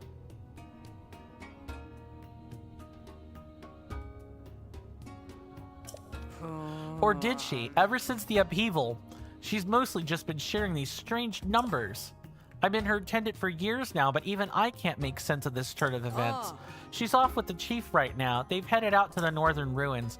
If you want to speak with Patricia, you'll probably have to wait until things have settled down and the chief isn't so busy. Northern ruins? The chief went to train in the northern ruins, as we've read from the diary, yes. She rode out there with her beloved sand seal, Patricia. I'm worried, though. There have been a lot of these strange monsters popping up in the world lately. But as worried as I am, this frustrating sand shroud makes it impossible to navigate the desert. The chief has an amazing sense of direction, but I'm not so lucky. So instead of traveling above ground, I was thinking of using the secret passage to get to the northern ruins. I can't stop myself from worrying about the chief. I wish this Vo would go and check on her for me. At least I'd be able to rest a little easier. Duly, like, noted. We're headed out there right now. Mr. Jason says, I'm so glad you added or one of them. You were just about to type, well, actually, was this in regard to the sand seals or something else? I forget. Sorry, I apparently have a paper-thin memory today. How strange. Nothing like going to stretch your legs and ending up in the strangest place. The 50 rupees. Ah, yes, because we technically paid 100 for 2 of them, right? Yeah, okay. Sorry, now I remember. Everything looks the same down here. It would be so easy to get turned around. I wonder if the people who originally made this place got lost in it all the time, too. Hey, what do you want? Were you lurking in the shadows there, eavesdropping on what you were saying? Ma'am, I tried to get your attention, and you just kept yapping. Oh, you're that Vo that everyone's been talking about, right? If I were younger, I might have been surprised to see you here, but at my age, well, very little surprises me. Mr. Jason does love a, well, actually from time to time. Too true. Disappointed that I wasn't shocked and aghast at the very sight of you? Anyway, I'm going to go. I'm feeling a little parched, so maybe something to drink at the canteen. What? I feel like I misread that sentence. Hello. No thank you. I'm not falling into strange ruins today.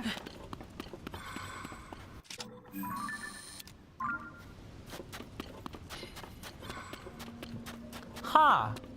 This is giving me Spirit Temple from Ocarina of Time vibes. And we know there's a Spirit Temple already, too. And it's got nothing to do with this place. Okay. Cool. I think I already see. Is there a mirror lying around here? I don't think so. I think we're gonna have to, like, I think we're gonna have to find one. Or we can just plop one down. That also works. I want to see if there is a, I want to see if there is just a mirror lying around, though. We still have about 13 minutes left, which I think is plenty of time to at least see a cutscene here. I was expecting to already have made it to Riju, but no, get up there, Link. There we go. Link, get up there. Link, get up there. Link, get up there. Thank you. I like it, though. Fun fact, Spirit Temple is my favorite temple. Along with the Water Temple. It's a two-way tie in Ocarina of Time. Favorite two temples. I know, the complicated ones. When most people like either the Forest Temple or the Fire Temple, or, like, I don't know, I guess it would be, not Japu Japu's belly. Oh, that's actual bona fide quicksand. Oh, no, wait, no, it's not. It's not quicksand, it's just sand that moves. Okay, I think we actually have to use a mirror here. That's fine. Mr. Jason says, the Zelda fandom respects that you like the Water Temple, Mr. Coin. Well, hey, it's got something to do... The Zelda fandom collectively says someone has to. Yeah, well, you know what they say. Everyone has a certain circle of hell that they enjoy. And I do enjoy the Water Temple. I've played both the regular version and the Master Quest version. I liked both of them. Well, we're actually going to have to use a bunch of mirrors, I think. Because there's no way we're going to be able to get away without using one. Let's see. Let's pull out one. Put that in the right place.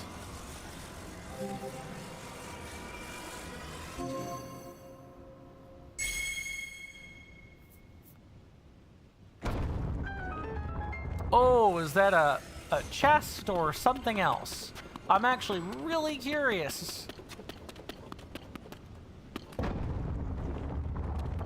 Oh, hello, Bubble Frog. Nice to see you.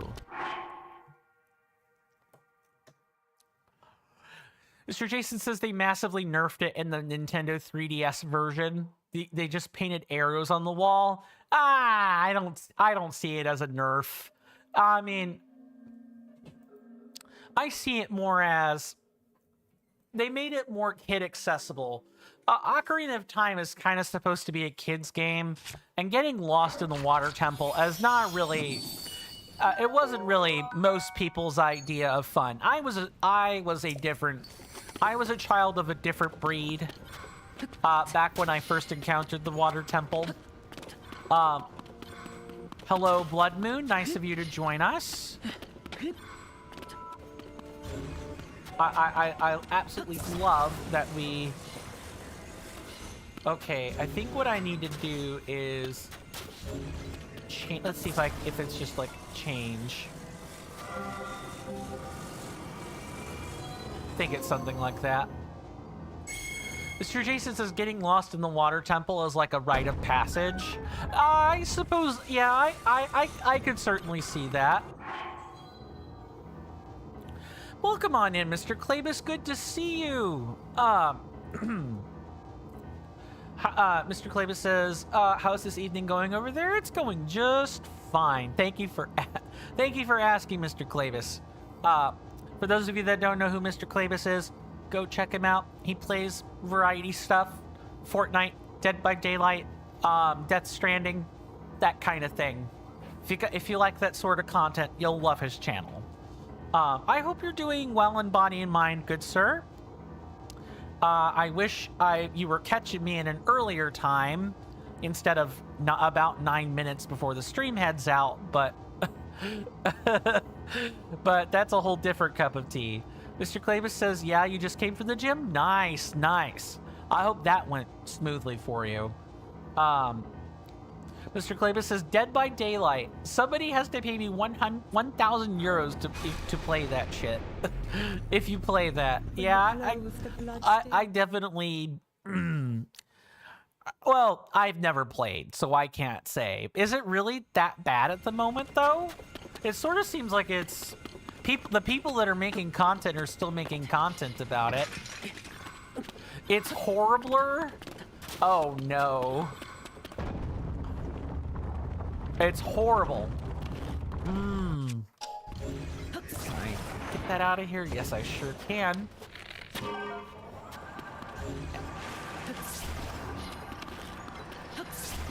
Oh, hold on. Yeah, right there. Just like this. I'm thankful that there is a mirror video game. You know what I'm upset about, though? It's really just too bad that it had to come in a room when I already needed to use one. Cool. Effing fixed gens and escape. Most boring stuff ever. So by most boring stuff ever, it's like uninspired, right? I don't, are they even still doing like new, like horror villain releases? Or new like, villain characters to play as or whatever it is. Weren't there more places to light up back there? I could have swore that there was. Yes, there is. And that's why we have the second mirror. Okay, Killers. That's right. That's what it's called. But the gameplay is still the same. Don't fix what ain't broke. But I guess a live service game kind of can't just survive on that, huh? And it can lead to a boring experience. I can see why you don't like it. Mr. Jason says 1,000 euros. That is almost what you spent on Hotel Chocolat this year, Mr. Coin. Yeah. Well, for 1,000 experience, you get... For 1,000 euros, you get to probably enjoy... Mr. Klebus is... Mr. Klebus's, perhaps personal... do I even call it a circle of hell these days? I kind of wouldn't think so. Okay, yeah, we can literally just put it on top of a fan and then we should be good to go. Okay. Well, other than like toward the end of the stream, you've come in at a good time. We're solving puzzles on our way toward, dealing with the last phenomena in Tears of the Kingdom. We are kind of approaching 70% done with this game. And it's been 10 months in the making. It's been a long time coming. Hello, Mr. Like. Nice to see you. You know what else is nice? You perishing. That would please me more. Bye. But how are things for you in our slice of terra firma, Mr. Klebus, if you don't mind my asking? How are things in Estonia? I'd say how things are here in the States, but we all kind of get a front row seat to that. I don't feel like I need to utter it too much. Nice topaz. That was the static treasure chest. And we got a Gerudo shield here. We're good. We can leave this one in here. We already even have the... We even have the bubble frog in this place, so we can actually keep going, I think. Very well.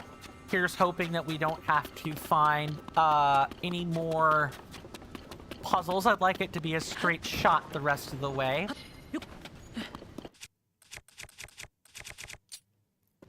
Mr. Kleba says, well, they're fairly okay.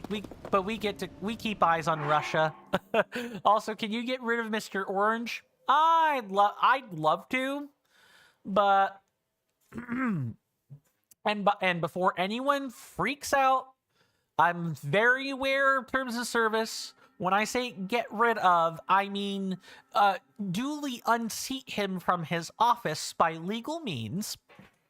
I feel like I have to make that abundantly clear, or companies of today might jump on my throat for that. Yeah, I'm not envying your position about keeping an eye on Russia. It just seems like the whole world is kind of going to hell. Mr. Jason says, wait, in case of time remaining at the end of this cave is a bit of a cutscene, we might need to cliffhanger, Mr. Coin. I'm gonna save here. You think we need a cliffhanger, huh? Is it really just at the end of this? Sir Klebus says, time to buy the private island and watch everything go to hell. Yeah, maybe. Find a place to usher people to and wait for the world to irradiate itself. Since there's a cutscene, Mr. Jason, do you know about where that starts? Is it like past this ramp here? At the end of this is Riju. Actually, now let me actually look. Oh, I see her. Yeah, she's like right here. It is past the ramp. Very well. Then I think I know what my thumbnail tomorrow is going to be. In the interest, well, we have 4 minutes, so while we've got a few minutes to chit-chat. First off, I want to thank everyone for hanging around today. I really appreciate it. Thank you again for the community points challenge completion, everyone. The description of the challenge, I think, says I do it tomorrow. However, the person I have arranged the challenge for, I want to talk to them and get an idea of where they sit, like when they will be available. I did this for them, so I want them to be able to reap the benefits of what they started. I think that's fair to them. Where a Trilby all-day stream will be coming tomorrow. And who knows, if I will probably collect some feedback on the community points challenge. If people generally liked it, I might do another one of these for something small. Outside of that, yeah, tomorrow is going to be a continuance of plot. We're going to go see Riju. We're going to go deal with Gerudo Town. And maybe, hopefully, then we are going to... we're going to be finding the last temple. I assume that's what's next, is the next temple. We're going to be finding the next dungeon. And that'll be a good 4-hour stream. Remember again, no spoilers on that, please. As we're like coming out of the door, please no spoilers on that. I already had to kind of get a little teensy tiny bit testy about that. I like to avoid that tomorrow. I'll probably put a little bit of a reminder about that in the Discord server as well. Mr. Jason, on our way out the door, if you wouldn't mind shilling the Discord server, please. I would much appreciate that. And I'll copy that link over to YouTube. Alternatively, you guys can find that in the link tree in where the social links are on Twitch under the video player, or in the description on YouTube will be my link tree. Just click on the little Discord icon up top, and it should be easy peasy. Onboarding is automatic. You just go to roles to get your bonus rolls if you want to stay up to date and everything. We do talk there sometimes. Someone even posted game clip footage 1 or 2 days ago. So please feel free to come in and share stories with each other. I'll participate too, of course.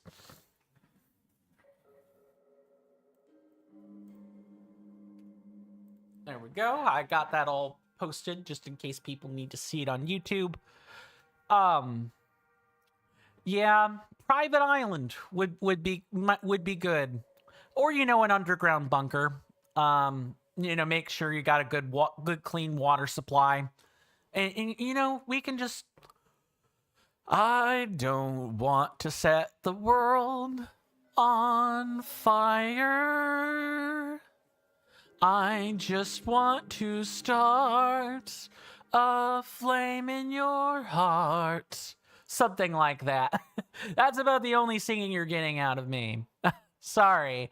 I said bunker and the reference immediately came to mind. So you guys get that little bit of an earworm, that as an earworm for today. What's up, Mr. Jason? With where you've ended, I guess that the story ramps up tomorrow? Hilarious. Bonafide spinster right there. You guys are awesome. As always, my name is Coinstamp. We will be ending things here. Thank you again so much for hanging out with me. This has been another episode of The Legend of Zelda Tears of the Kingdom. We will pick up tomorrow with more Gerudo Town stuff. You guys know the algorithmic things to do. Do stay safe and take care of yourselves, my lovely senators and inductees. You are welcome in and amongst any of my hallowed halls anytime. I'll see you guys next time. And with that, take care and goodbye.